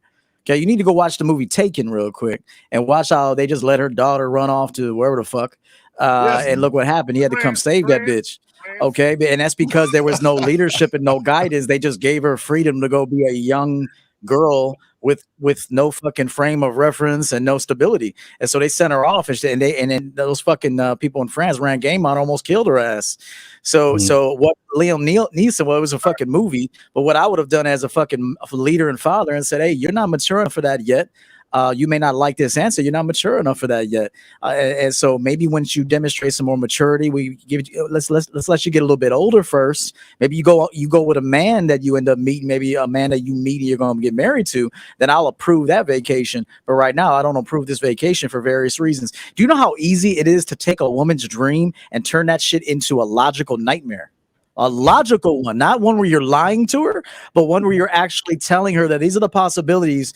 If you go here, I'm not there to protect you. This and this and this, and so she wanted you to turn that particular dream, as you put it, into a nightmare. And she would have actually been very okay with that if you done it. Mm-hmm. Let me say this. I don't know how to the funny part about the movie Taken. Hold on, real quick. I got someone to call for an emergency. No, I got someone to call.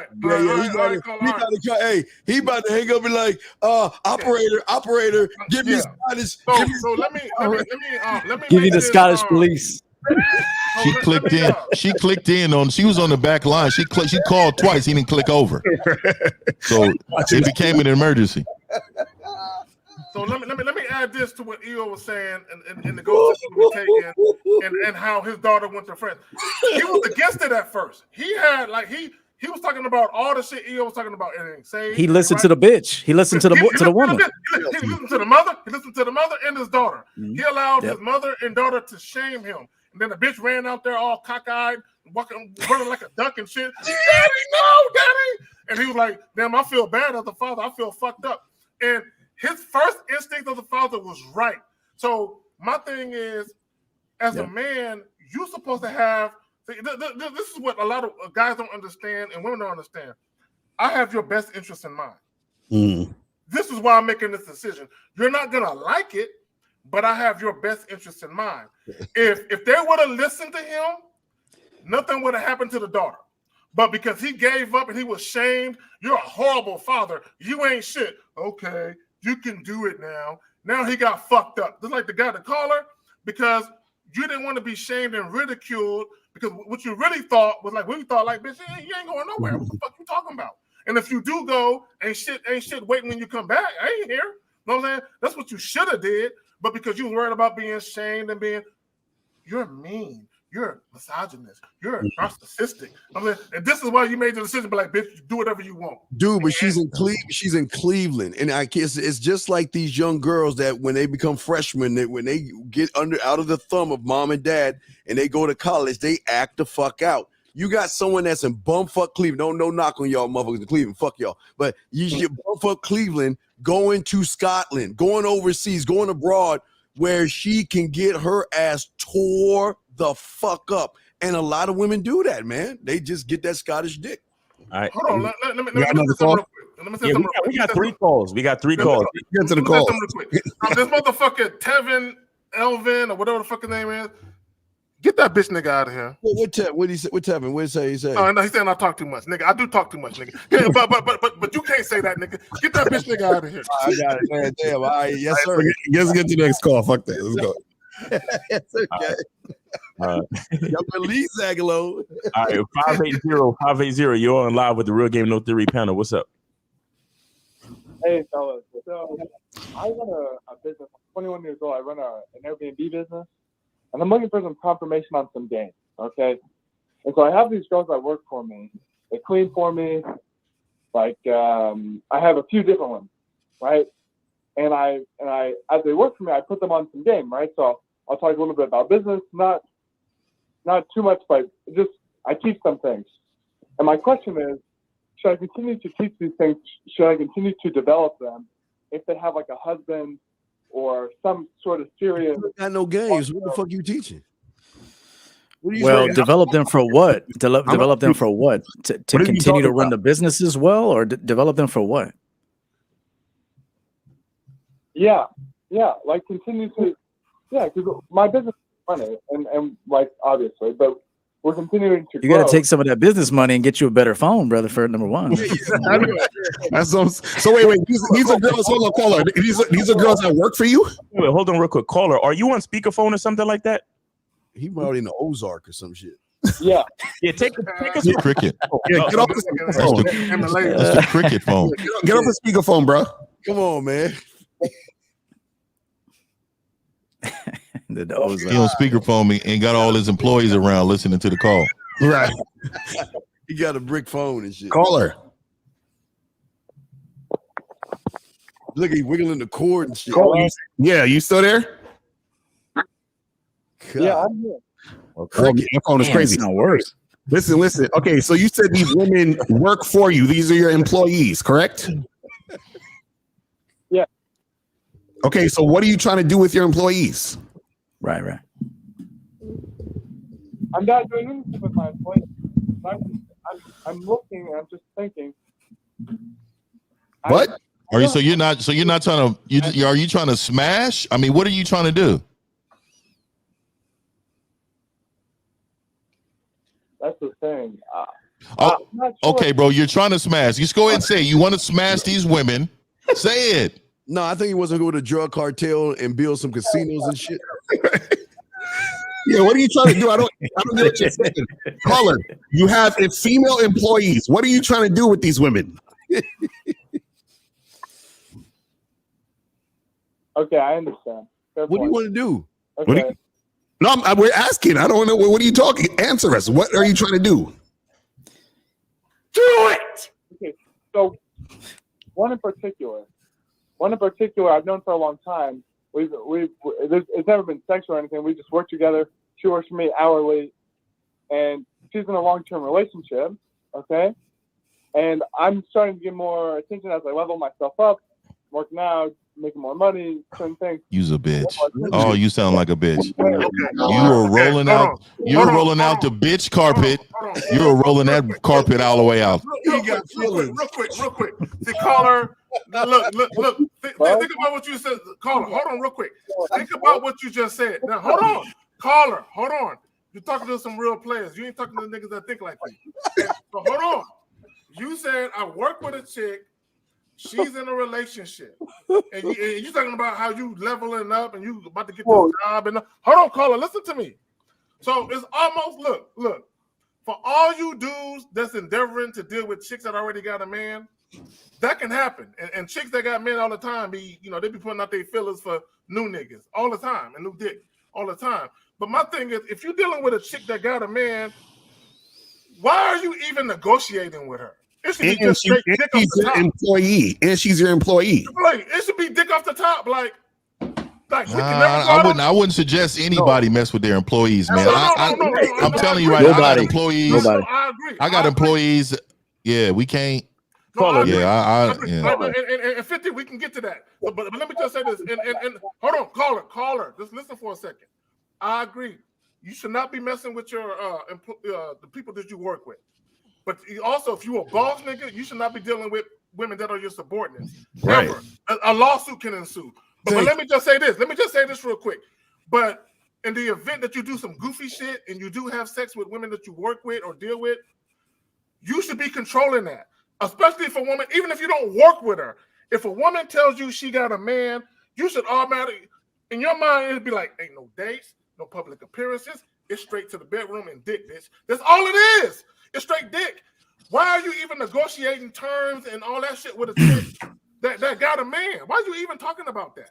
He in love. Hey, and here's another thing. Only a simp wants to take a girl away from another dude. Real talk. Okay, that's a simp mindset. I need you to know that right now. Okay. The second thing is, don't mistake a woman actually doing some duties for you. It's like, I don't know if you like see her doing what she's supposed to do to earn her hourly wage and you fall in love with that shit or something. But she's just doing a job to get compensation, bro. That's all she's doing. So what you need to do is stay a boss. You're about to lose your boss card to be a simp. Okay, so get rid of that simp ass mindset and remain a boss and just tell these women what to do, encourage them, coach them, pay them accordingly, and keep your business prospering. Right. He's like Aladdin. He wants to ride on that magic carpet with the bitch and sing in a whole new world and shit. Y'all men need to get out of trying to put your whole life in jeopardy over a woman.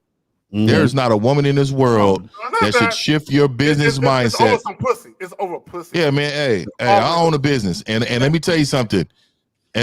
Like I run it like an iron fist. Like I'm empathetic only when it pertains to business. So anything outside of that, I don't even have conversations like that with my employees. Like I literally do not even know too much about their life, because at the end of the day, the decisions need to be made based upon logic and not feelings. If I know he's struggling with his family and he's having issues and all that. Like all that's going to come to mind because I'm a humanitarian. I believe in human beings. That's why I don't even ask those questions. Either you do the job. That's straight up. These Aladdin ass men out here. These is fucking Aladdin ass men out here trying to pillow talk with these bitches right here. Look at these gazing in her fucking eyes. What type of shit is this? Nigga, he in love and shit. Yeah, but the worst part about it is if she turns you down, you're gonna treat her like shit. I can tell in your voice. If she says no, I want to stay with my boyfriend, you're gonna make her job harder. You're gonna treat her like shit because you're gonna be all in your motherfucking feelings and shit, like he was saying. So man, leave that bitch alone, dude. Let her. Hey, listen. If she saw value, like this is Eve thing. If she saw value in you, guess what she would say? I'm in a relationship. I love my man. I love what we have. But when I'm with you, I will fuck and suck your dick. We just got to keep that shit on the low. If you had value, sir. Hey, shout out to you, Steve, for that. Hey, listen, the best coaches in any sport and the best bosses are the ones that are never too chummy with their players, man. You don't get chummy, like to 1950's point. They're the ones that don't even want to hear about your weekend. Only soft simp bosses. So how was your weekend? Fuck your weekend. Hey, we got shit to do right now. Yeah. Fuck your weekend. Fuck your man. Fuck everything that you stand for outside of this building. If you need a therapist, go get a motherfucking therapist because you're here to do some work. Now that doesn't mean you're being mean to them, but you got to lay that iron fist. The best coaches are the ones that are not talking about non-business related topics.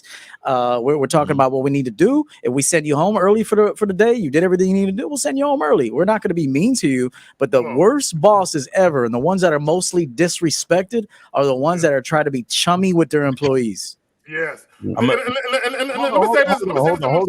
One second, please. 1 second. I just want to keep it real simple, right? The caller said that he has this group of employees and he's been running these Airbnb businesses. They've been cleaning for him and he has been leveling up. So to keep it real fucking simple, if you have kept a nice boss worker relationship and you have been leveling up, why would you want to change the hustle now? Exactly. Right. He wants to fuck all his employees, and you can't do that. You can't make money fucking all your employees, bro. And again, if you're leveling up, that means that you're increasing your value. You're doing better in business and so on and so forth.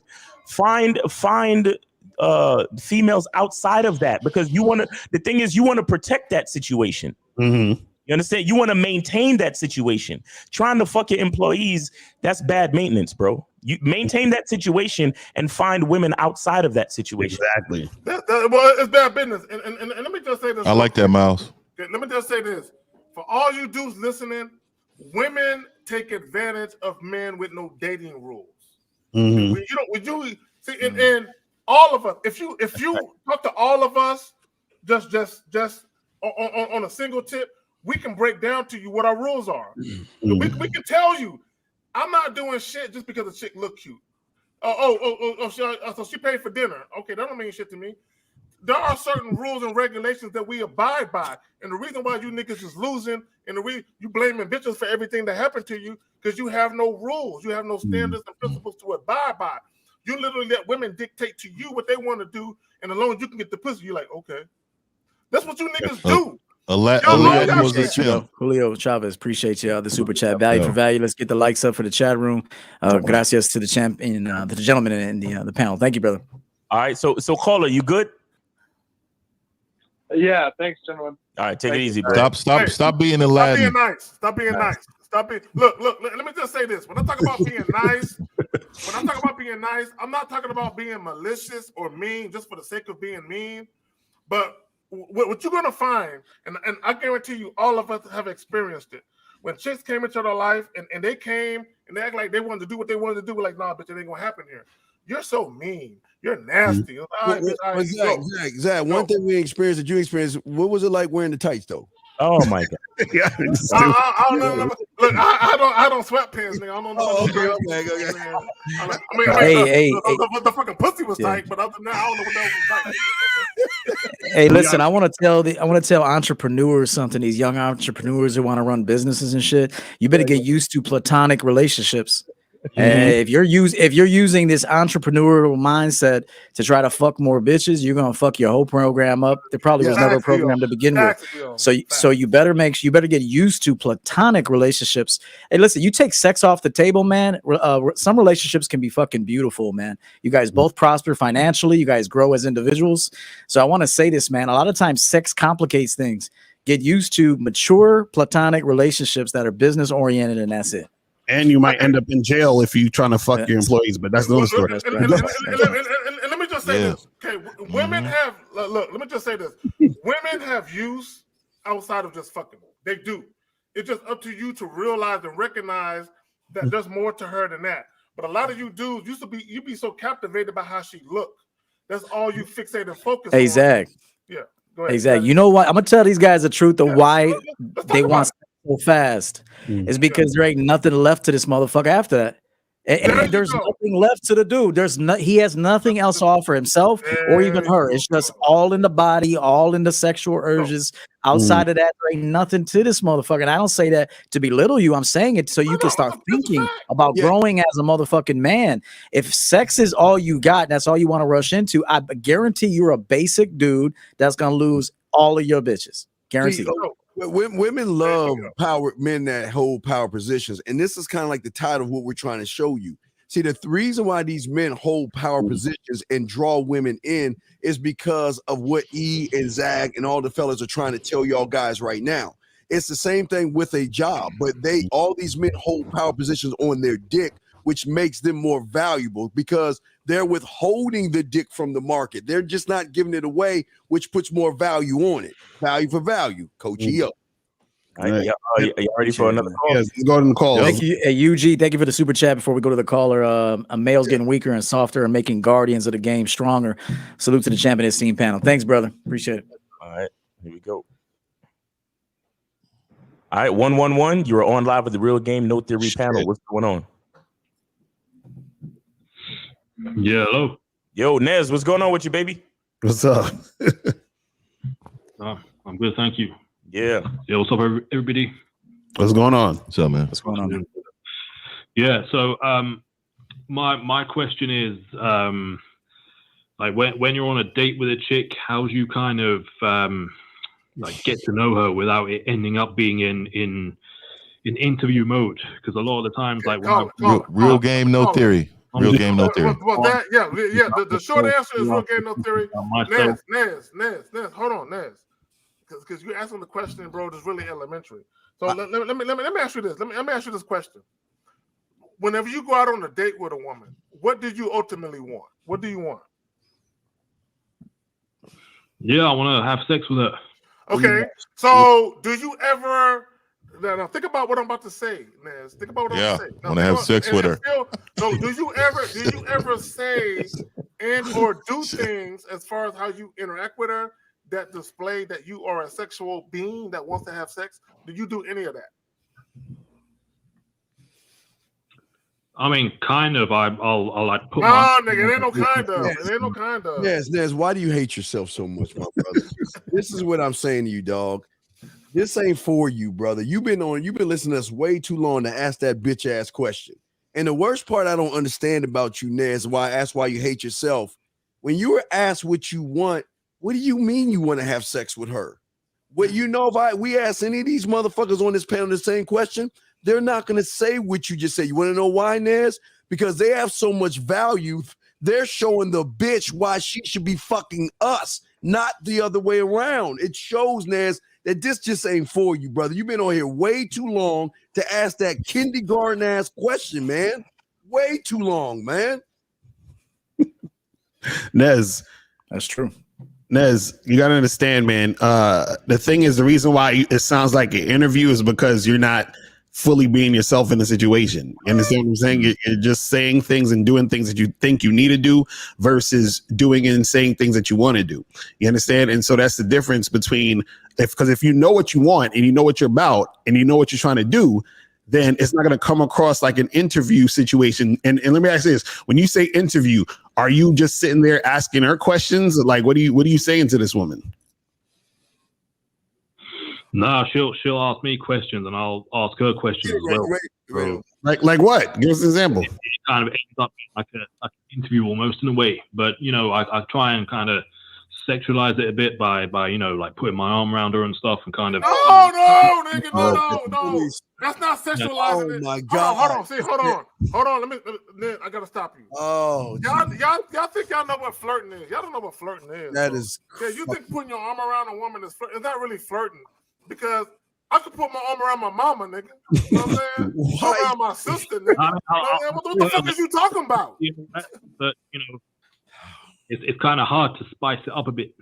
Because you're not a spicy person, Nez. You're just Nez. Listen, everybody can't make the team, and everybody can't be in the game. You just got to understand and wait for a woman that you find that will run your ass. Because you're never gonna be a man in a woman's eyes doing that creepy ass shit. You're sitting around asking her boring ass questions, and you're probably touching her when she doesn't want to be touched while you're asking a silly, boring ass question. Like Lucario said, give us one question you asked that bitch. What is one thing you asked this woman? Go. I'll ask her about, just like general, not general stuff, but I'll start off by asking her general things about her life and like if she's working, I'll ask her. Why? What's the purpose? Nez, do you care where she grew up at? Nez, do you care where she grew up at? Do you care when she broke her leg that she got 50 of her classmates sucking her fucking calves? Nez, do you give a fuck about that shit? Nez, listen. Look, Nez, you see, you have to focus on what it is you want now, and what it is you want is to smash, right? What you have to start to learn how to do is to ask questions related to the thing that you want, right? So, for example, there's a lot of different aspects of sex. Right? Some people like to play music in the background when they fuck. Some people love to have sex with the lights on or the lights off. Some people like to have sex outdoors. Some people like to have sex indoors. Some people like different positions and so on and so forth. So, and everything that I just said can allude to a question that you can ask to quote unquote spice up the conversation. Mm-hmm. But the point is, you have to focus on what it is you want and then ask a question to get her to talk about the thing that you want her to talk about. You understand? You can't don't do things. What I'm saying is okay. What you're saying is what I'm saying is I wanna shag her, but I can't just No. Stop. Again. Okay. Real quick. The question is, why do you think you can't just start talking about it?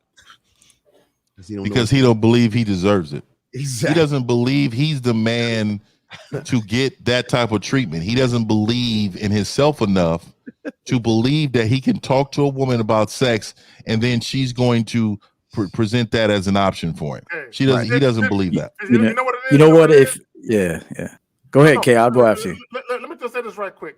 He really don't believe that his dick is a gift. He believes that pussy is a gift. That's why he behaves the way that he does. All right, EO, you got it. Yeah, you know what?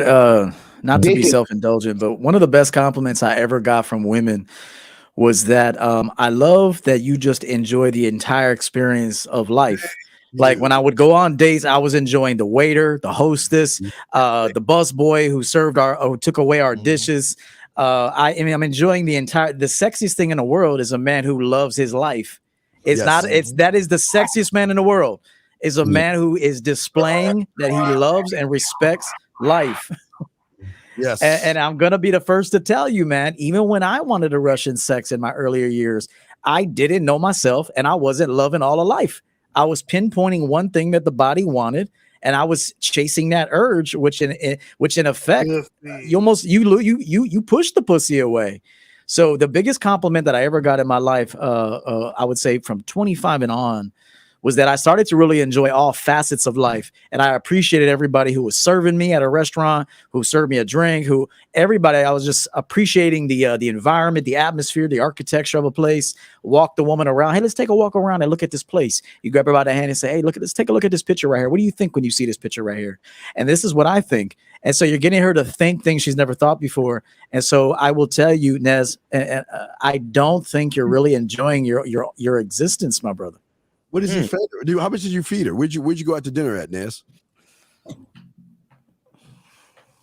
I don't take him to dinner. I'll meet up with them for like a drink or just go to like a bar or a pub. Why don't you have one of these guys? Nez, real quick question. Why don't you have one of these guys as your coach, Nez? Come on, you've been on here too long. I thought Lucario was your coach. Why is Lucario? Nez has been following Lucario for like 5 years. I thought Lucario was your coach. He just watches the No, that's unacceptable. Unacceptable, Nez. Unacceptable, bro. You trying to get these surface level responses on live air to try to implement your life, but what you really need is for one of these coaches to reboot you. I really thought that Lucario was helping you out in your life, man. You need some help. I want to know why he can't just tell a girl what he wants, like Miles was asking him. Like, why can't you just say what you want and have conversations about that? Because if I talk about sex straight away from the get-go, from the off, that's inevitably going to scare her away and turn her off. Listen, what he wants is what the majority of men want. So when you tell her what you want, Nez, you're going to be telling her what she already knows about most men. All men want sex, Nez. so when you tell her about sex, like, it's not news to her. Like, yes, and it's actually a turnoff because every guy wants that from her and nothing else from her. Women want to work. Women want to desire. Women want to be led, but they have to have a man to do that with. And so if you and she might look at you and say, out of all the dudes that want to fuck me, you ain't the most sexually attracted dude that wants to fuck me. so are you the sexiest dude that wants to fuck her? And Nez, it's better you let her know so she don't waste your time. Yeah, that's right. Nez, are you? See, Nez. The problem, hold on, Nez, before you answer that question, the problem with you is you have no self-confidence. You have no sense of self-worth or self-value or self-respect. Because if you did, you would believe, look, Nez, I'm going to give you a scenario. I'm going to paint a scenario for you. You walk into a joint. You see a chick that you really want to get at. Like, she's the baddest chick in the joint, right? You see 3 guys holler at her, and they all get rejected. And then you be like, all right, I'm up next. Okay. What's going to keep you from approaching that woman is you don't feel that you are the equivalent of the type of man that you might think she wants. Mm-hmm. So because all them other dudes got rejected, and you might think he look like he got a 6-pack. He might look like a Tyrone or a Chad. He might look like he's 6 foot plus. So if those guys couldn't get it, there's no way I could get it. Okay. Mm-hmm. Me with my 5'8" ass, know what I'm saying? I'm like, none of them niggas is like me. You know what I'm saying? I guarantee you I'm going to go up there and she's going to fuck with me because I'm one of a kind. You don't think you're one of a kind. That's your problem. You don't have no fucking pride. You don't have no fucking, but you don't have no nothing. You just that dude who thinks if I don't look this way, then this type of result will never be bestowed upon me. But I got to look this way or have this type of money to get this type of result. Not understanding that I'm that dude. You got Real quick, I'll throw it to Steve. Here's the one dilemma I see with the one-of-a-kind speech, which I agree with, is if you're trying to sell the one-of-a-kind to her, you already lost. But if you're just a walking one-of-a-kind to yourself, and then someone sees it like, oh, shit, this dude is one-of-a-kind, and he ain't even trying to sell it to me. See, if you sell the one-of-a-kind mentality, you lost. But if you're just in your own mind, one of a kind, and you almost want other people to almost feel like they're one of a kind too. See, a dude that is honestly one of a kind wants the company that he keeps to feel like they're one of a kind too. Just remember that. And that's the thing. You don't try to sell it. You just be who you are. And either the chick recognizes or don't. Well, yes, but these dudes are gonna walk around with that salesman. That's like a salesman. I'm one of a kind, but you don't have to sell it. It sells itself. There you go. You don't have to sell fair enough. I think Nez is very, and I think Nez is one of the most important people on this show today. And I'm gonna tell you guys why. Because all you guys in the chat room trying to knock Nez, you are Nez, and to be honest with you, I'm not even being funny. Nez.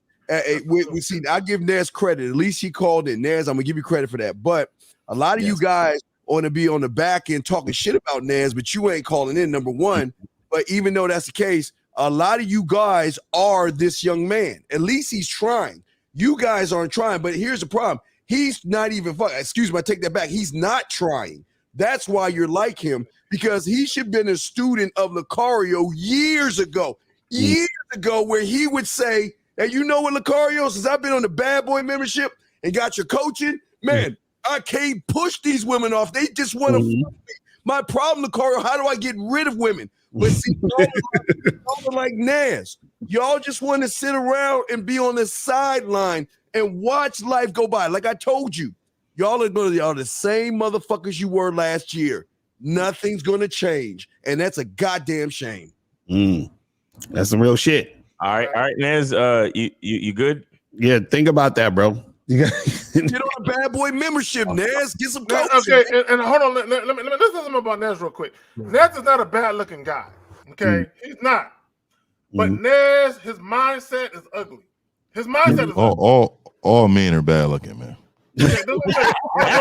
Every single one of y'all motherfuckers. All y'all niggas is ugly as fuck. All y'all niggas is ugly. I don't view you. Yeah.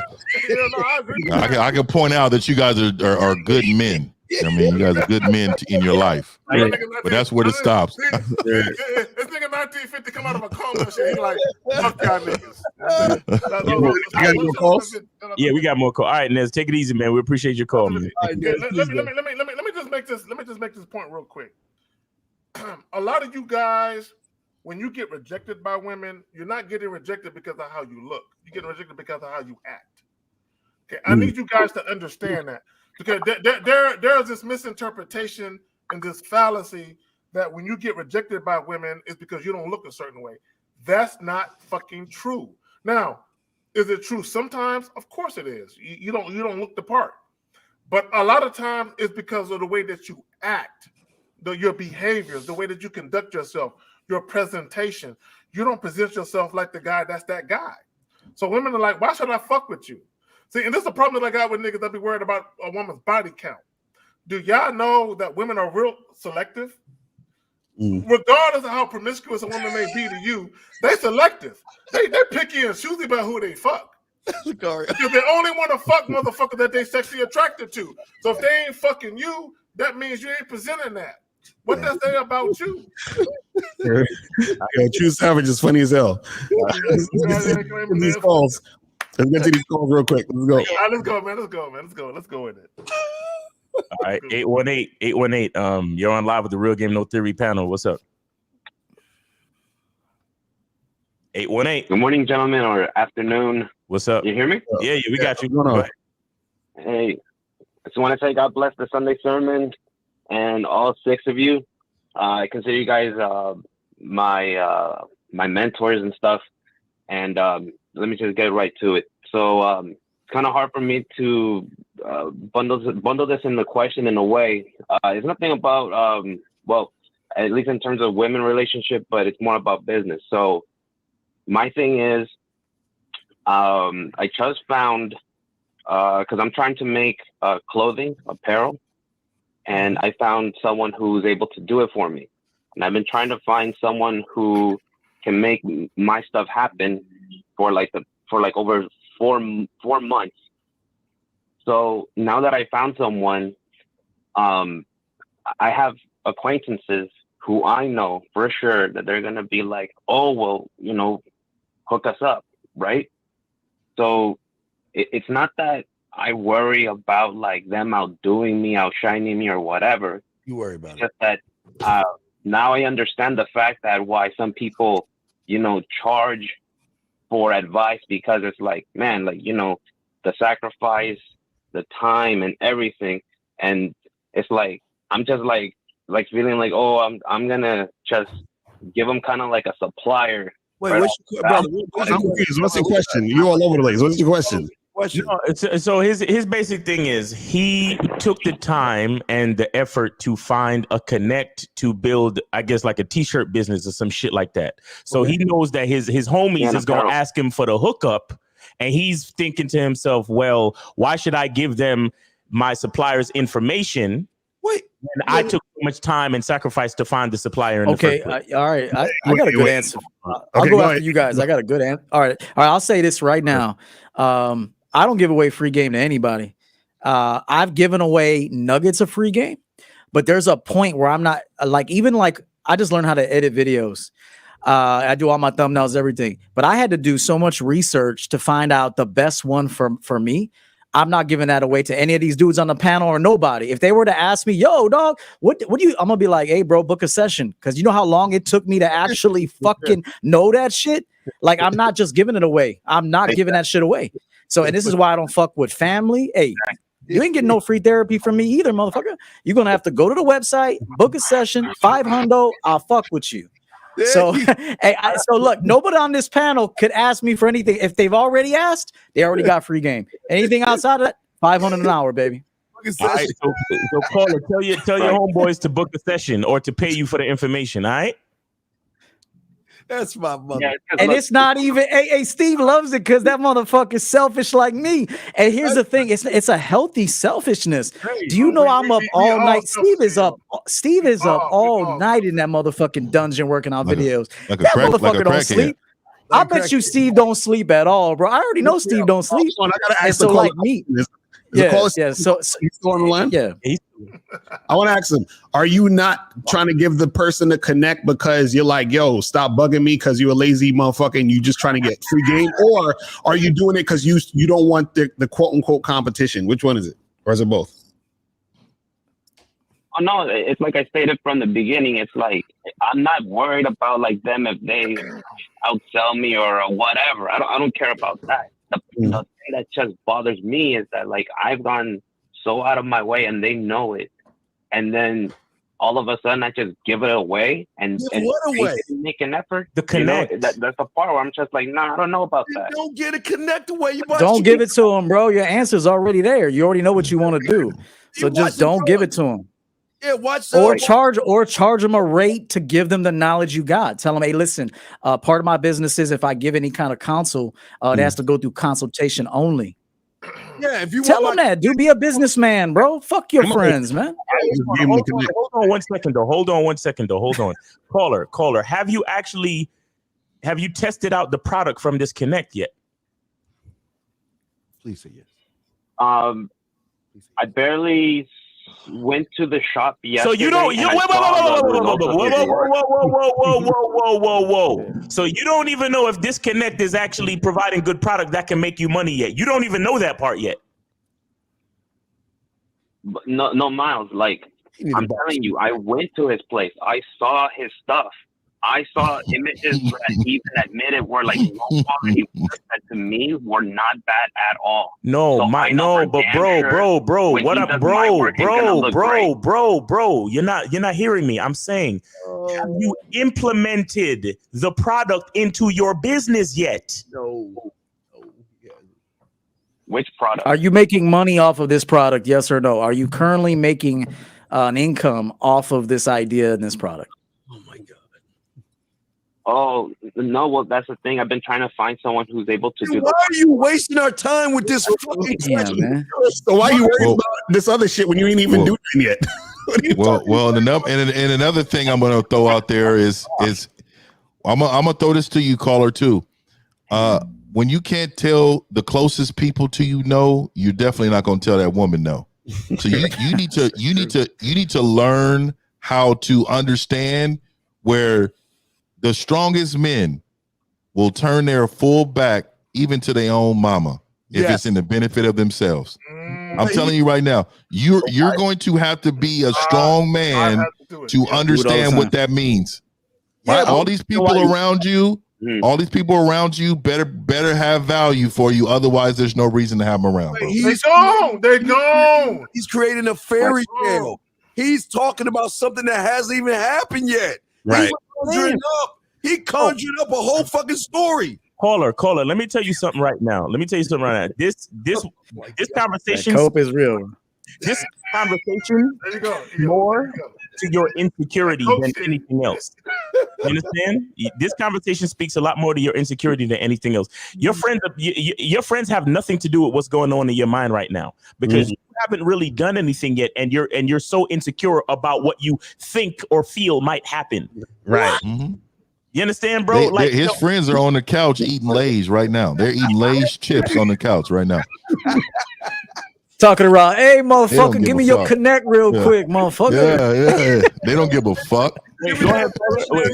Hey, bitch, give me your connect, man. Do all the work. Let us know when it's done. Pass me my ranch dip. Pass me my ranch dip. Go ahead, caller. Well, no, I'm not insecure about my friends, Miles. It's kind of like I said, it's fucked up. Like, searching and searching for months.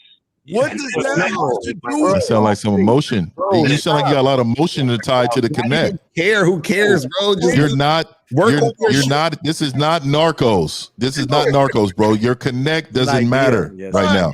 You have not made money off of it. Yeah, you haven't done anything. So I said it. This has nothing to do with your friends. This has everything to do with the insecurity that's inside you. That's what I just said. Yeah.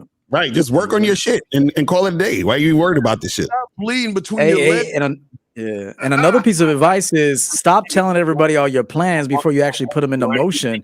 Like they wouldn't know about your t-shirt business had you not told everybody, bro. Like if you have an idea, like actually keep it to yourself for a minute and actually put it into motion and see if it's going to be a profitable business. And maybe eventually you could share it. And if they want to know more about it, you could say, hey, listen, part of the business model is anyone that I give counsel to, there's kind of a consultation fee. So if you're interested, there's a way to pay me to do that. Yeah. Right. Another thing you can do. Look, and again, this has, like I was trying to say, this has more to do with the insecurities inside you, and that the insecurities that you have right now are gonna make you a bad businessman. And I'm gonna tell you why. Because the easiest thing for you to do is to create a partnership between yourself and that connect. And instead of giving them the connect, you be the fucking connect and make them pay you. Exactly. That's right. But there ain't no connect. He's just hella. He's just hella emotional though. Yeah, but there ain't no connect. This motherfucker's he got hella emotion tied into it though. Exactly. Call it. That's what I'm trying to say. Your insecurities don't even allow you to see that simple piece of game. Like the game. You don't have to give up your connect. But again, the first thing you need to do is test out the actual product. You haven't done anything yet. You ain't got the fucking bitch. But once you and the insecurities are stopping you from even doing that shit. You understand? But the point I'm trying to make is once you test out I'm the ball is in motion. I'm telling you, it's okay. Fine. Whatever, nigga. Whatever. You call in asking for game. Here's the game. You are now in partnership with the connect. Now you become the connect. If there ain't no connect. If your friends want the product, they gotta go through you. You get a finder's fee. You get a percentage of everything that your connect sells to any. Miles, you're right, but there ain't no. He's imagined. It's a figment of his fucking imagination. All right, cool. Next call. I just don't like. I just be trying to tell men like business never has emotion. Like you can never have emotion in business. Facts. And if you do, you will fail. Yep. Business is black and white. There is no gray area. All right, 843. Last thing on this one. This is a big one, and we'll throw it to Miles, and we'll be done with the show pretty soon. But real businessmen don't want anything for free. Just remember that right now. A guy with a true business mindset, he doesn't even want information for free. He's going to offer you, hey, listen, there's a weakness in my program, which I see you have a strength there. And then also, I'd like to offer you value, whether that be monetary or if I can give you some game in an area you need to prosper better in. So just remember that a true businessman doesn't even want game for free. Facts. All right, 843. You're on live with the Real Game No Theory panel. What is up? Hey, guys, man, what's up? This is JS Flex Brothers, man. What up? I've been following Macario since 2015, and I've been listening to Steve the Dean ever since O'Shea D. Jackson. Don't take it the wrong way, Steve, man. It's been on the fuck Steve era that random caller keep calling you up and stuff. I've been bugging out. And EO, man, I like your knowledge that you're giving, man. I'm surprised nobody in the panel or any on the Super Chance didn't call you Captain EO at all. But yeah, y'all got some good knowledge, man. But I'm gonna start off with I have 3 important questions real quick here. I have this moment where what's the moment in a man's life when he gets to a point when he doesn't give a fuck? So right now, what I mean by that is I'm at this every point day I wake up. 33 years old, even when you sleep. Hey, caller. Let me ask you a question. So when you deal with women, are you just fucking them, or you like going out on dates with them? What are you doing with the women you deal with? Well, what I deal with them is I kind of fill them out, and I always ask myself the question: if my brother use this woman as basically she's going to be just a friend, or I'm just going to see my potential relationship with her? Because see, right now I'm in a relationship, and my old lady is like 41 years old. Okay. Mm-hmm. All right, hold on. So you are in a relationship, so you're dealing with other women, which means you have an open relationship. Is that what you're telling us? I'm not dealing in an open relationship. I'm dealing in just a relationship. But I do have sometimes along the way, I might have female friends or associates along the way. Okay, no, caller. Does the woman you're in a relationship with understand that you have this going on? Do I have this going on with other females and everything? Yes. She's practically understanding that she's okay and stuff. So she always gets the assumption that I'm always dealing, like if I'm ever got a text message or something like that or something, she's always like, okay, you're doing this and this and that. I'm telling her, no, I'm not dealing with that and anything else. And, so caller, so you're saying that you are having sex with other women and your woman has an issue with it. Is that what you're telling us? No. Not at all. Caller, hold on, guys, hold on. Caller, just explain. You said you trying to figure out when not to give a fuck. What do you mean by that? Like, what? Explain your question. Yeah, that was the original question. Okay. Yes. The reason why I say is not to the point where a man just get tired of always try to have to explain himself all the time and always get to that point where explain yourself to who? Explain yourself to who? Hold on, explain yourself to who? Well, to the current relationship I'm in. So and I'm thinking like due to the current relationship I'm in, if there's something don't go right, another girl gonna probably do the same thing. Oh, caller.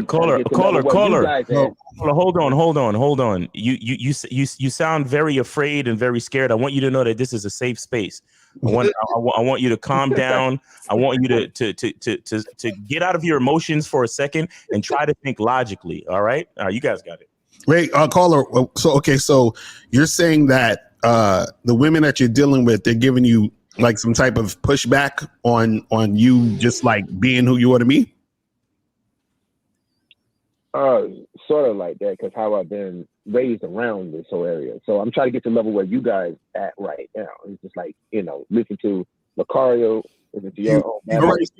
Hold on. Wait. This is the thing. See, the problem is that the women isn't the problem. Is that you think that it's okay to allow yourself to be pushed in a direction that women want you to be in. You understand what I'm saying? Because remember, any relationship that you're in, you're the one who created that. You made the relationship happen, which means that whatever the woman was doing, you was telling her it's okay for her to do that. And it's okay for her to do that by you granting her the relationship. You see what I'm saying?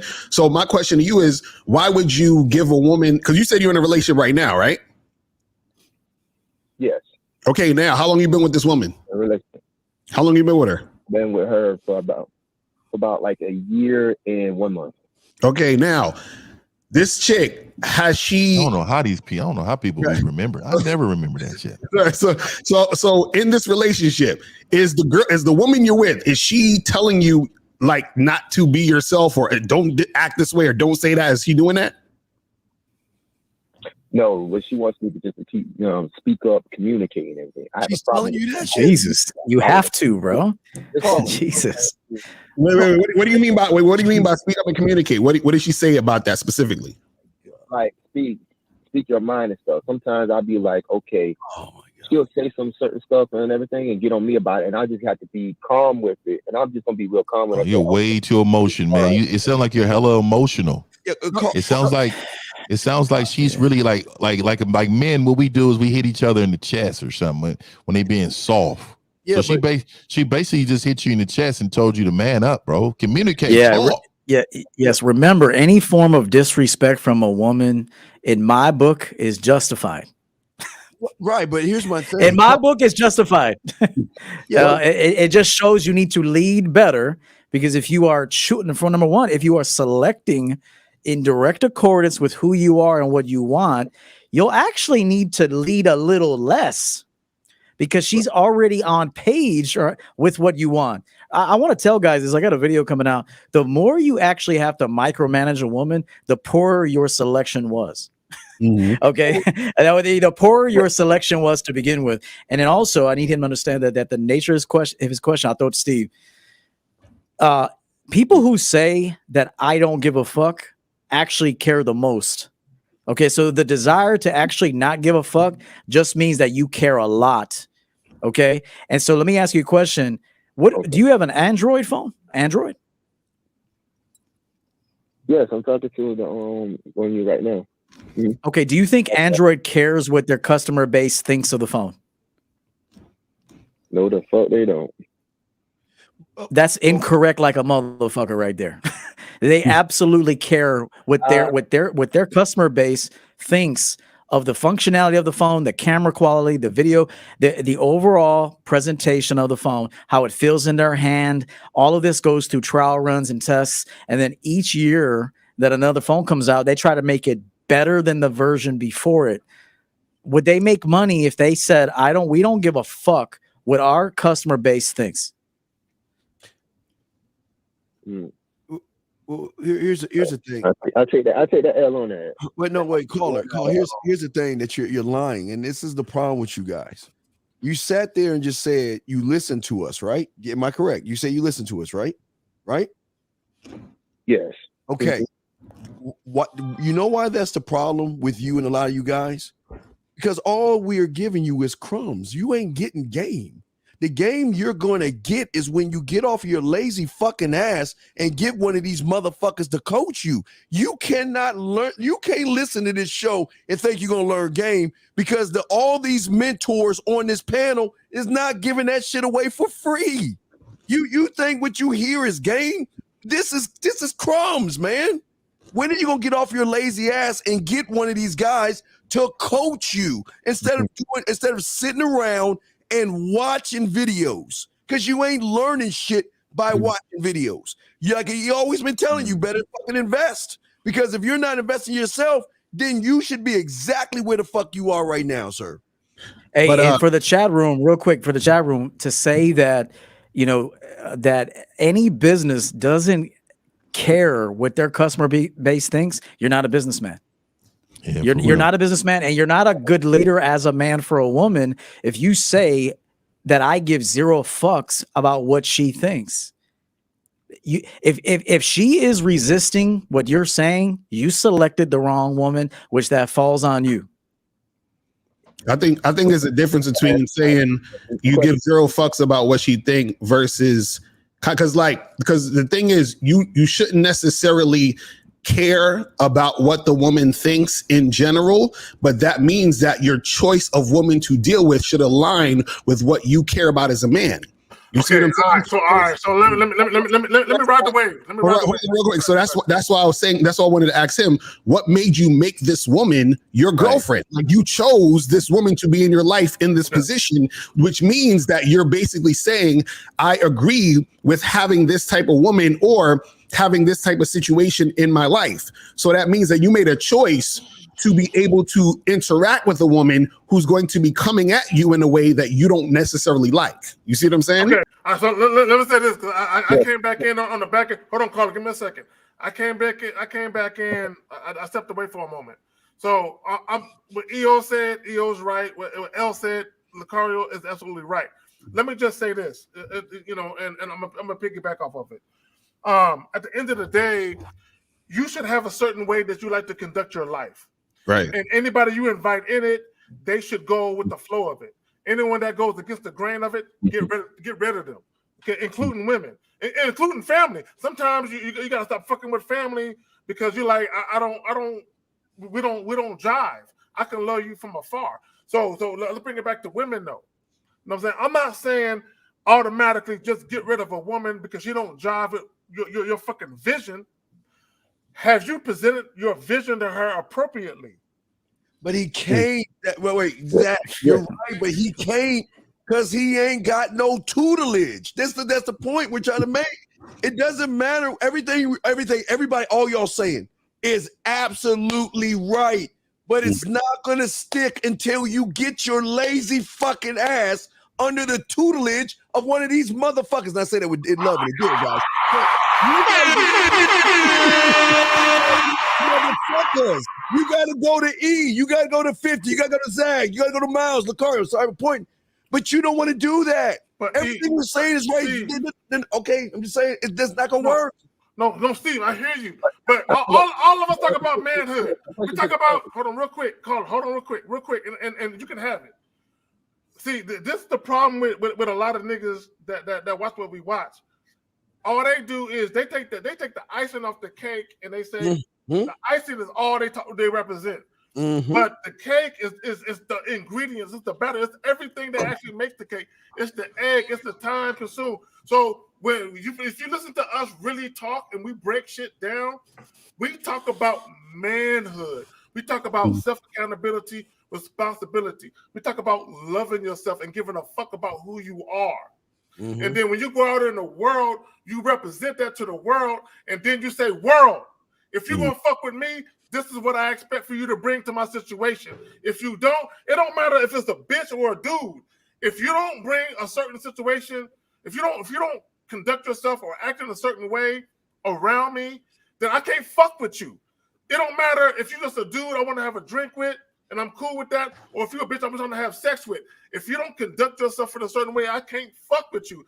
The problem with the average guy is they don't have those type of standards. They literally make up shit as they go along based on how attractive the woman is. The more attractive she is, the more shit they put up with. They don't got no standards. Like all of us right now, if I call all of y'all up right now and said, EO, 50, Miles, Steve, Lucario, I'm coming to y'all city. Buy me a steak dinner for $200, nigga. I'm coming. They're gonna be like, what's this nigga talking about? That's what they're gonna do. Like, how dare that nigga? How dare that nigga to come to me like that? But y'all let bitches come to y'all exactly like that, which is why y'all offer all them fucking dates. I want to ask the caller something real quick. Are you scared to be yourself because you're scared you're gonna lose a chick?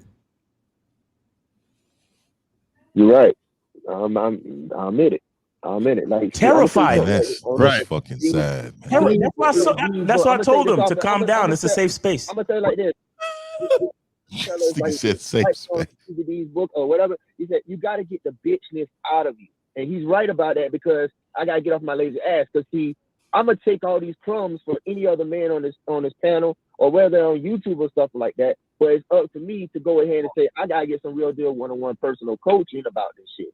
So at the same time, it's like, okay, I got this woman. It's like she's some magical unicorn and everything.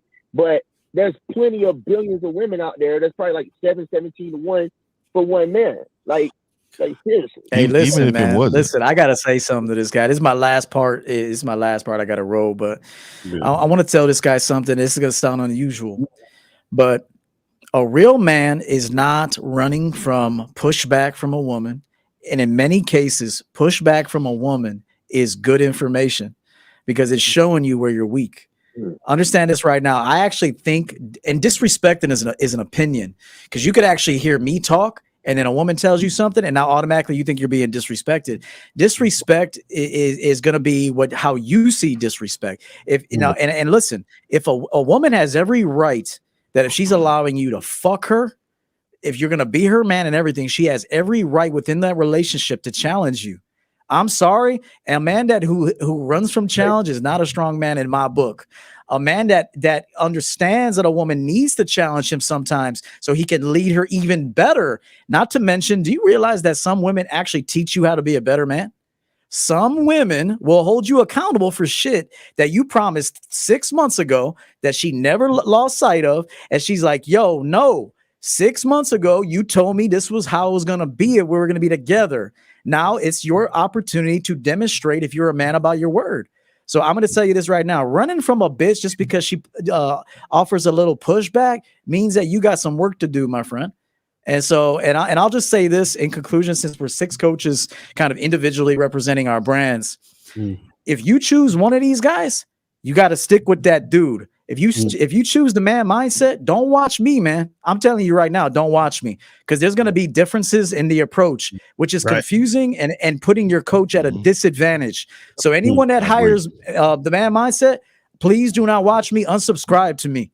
Okay. Yep. If you hire me, if I happen to be the guy, I ain't cheap. But if you're gonna hire me, I can't be hearing Lucario said this, Miles. Fuck all that bullshit. And that's nothing against them. That means that you hired me. So it's time for me to coach you. And that's it. So that's my final piece, man. That's facts. Choose his master. Basically, choose what his master. I was about to say this last question. Like, as a man gets older, does he maintain or improve after he reaches his 50s and 60s? Like, what to do? Like, brother, stop it. Okay, brother, listen. You need a coach, bro. You need a coach, man. You asking like some shit like if a unicorn came from the vortex type shit, man. No, really what it is he's conditioned. He's been super conditioned and indoctrinated to be someone that he's not, and he thinks that what I'm saying. So like this was really hard. So definitely you got to get some coaching, bro. Yeah, bro. All right, we got one more call. Y'all want to take it? Last call, one more. All right, call it. Take it easy, bro. Hope you find yourself. Get with one of us. RealGameNoTheory.com. Get with one of us right away. All right. So the last call, 412. You are on live with the Real Game No Theory panel. What's up? Hey, this is Sushi. Oh shit. Hey man, you have a good day, man. I'm not gonna be wasting my rest of my. Yeah, man. This ain't man. Hey man, have a good day, Sushi, man. Nah, come on. So, Sushi, you got a question real quick? Come on. 60 seconds. Go ahead. I got no question. I got comment. Okay, what's your comment? Hurry up. Go ahead. Yeah, Miles, you were yelling like a woman back then, bro. My ear hurts. Okay, great. All right, thank you for calling the show, man. You enjoy the rest of your weekend, man. Peace. All right, guys, that's it. Hey, people, we got it, man. Let's get out of here. All right, guys, we out this joint. We'll see y'all. Great show, fellas. Hey, don't forget to subscribe to that new new network. It's important to do that. Real Game Network. Make sure the Real Game Network. Real Game Network, man. Y'all subscribe, man. Yeah, y'all go ahead and subscribe. Peace out, fellas. Peace out. We out. Enjoy the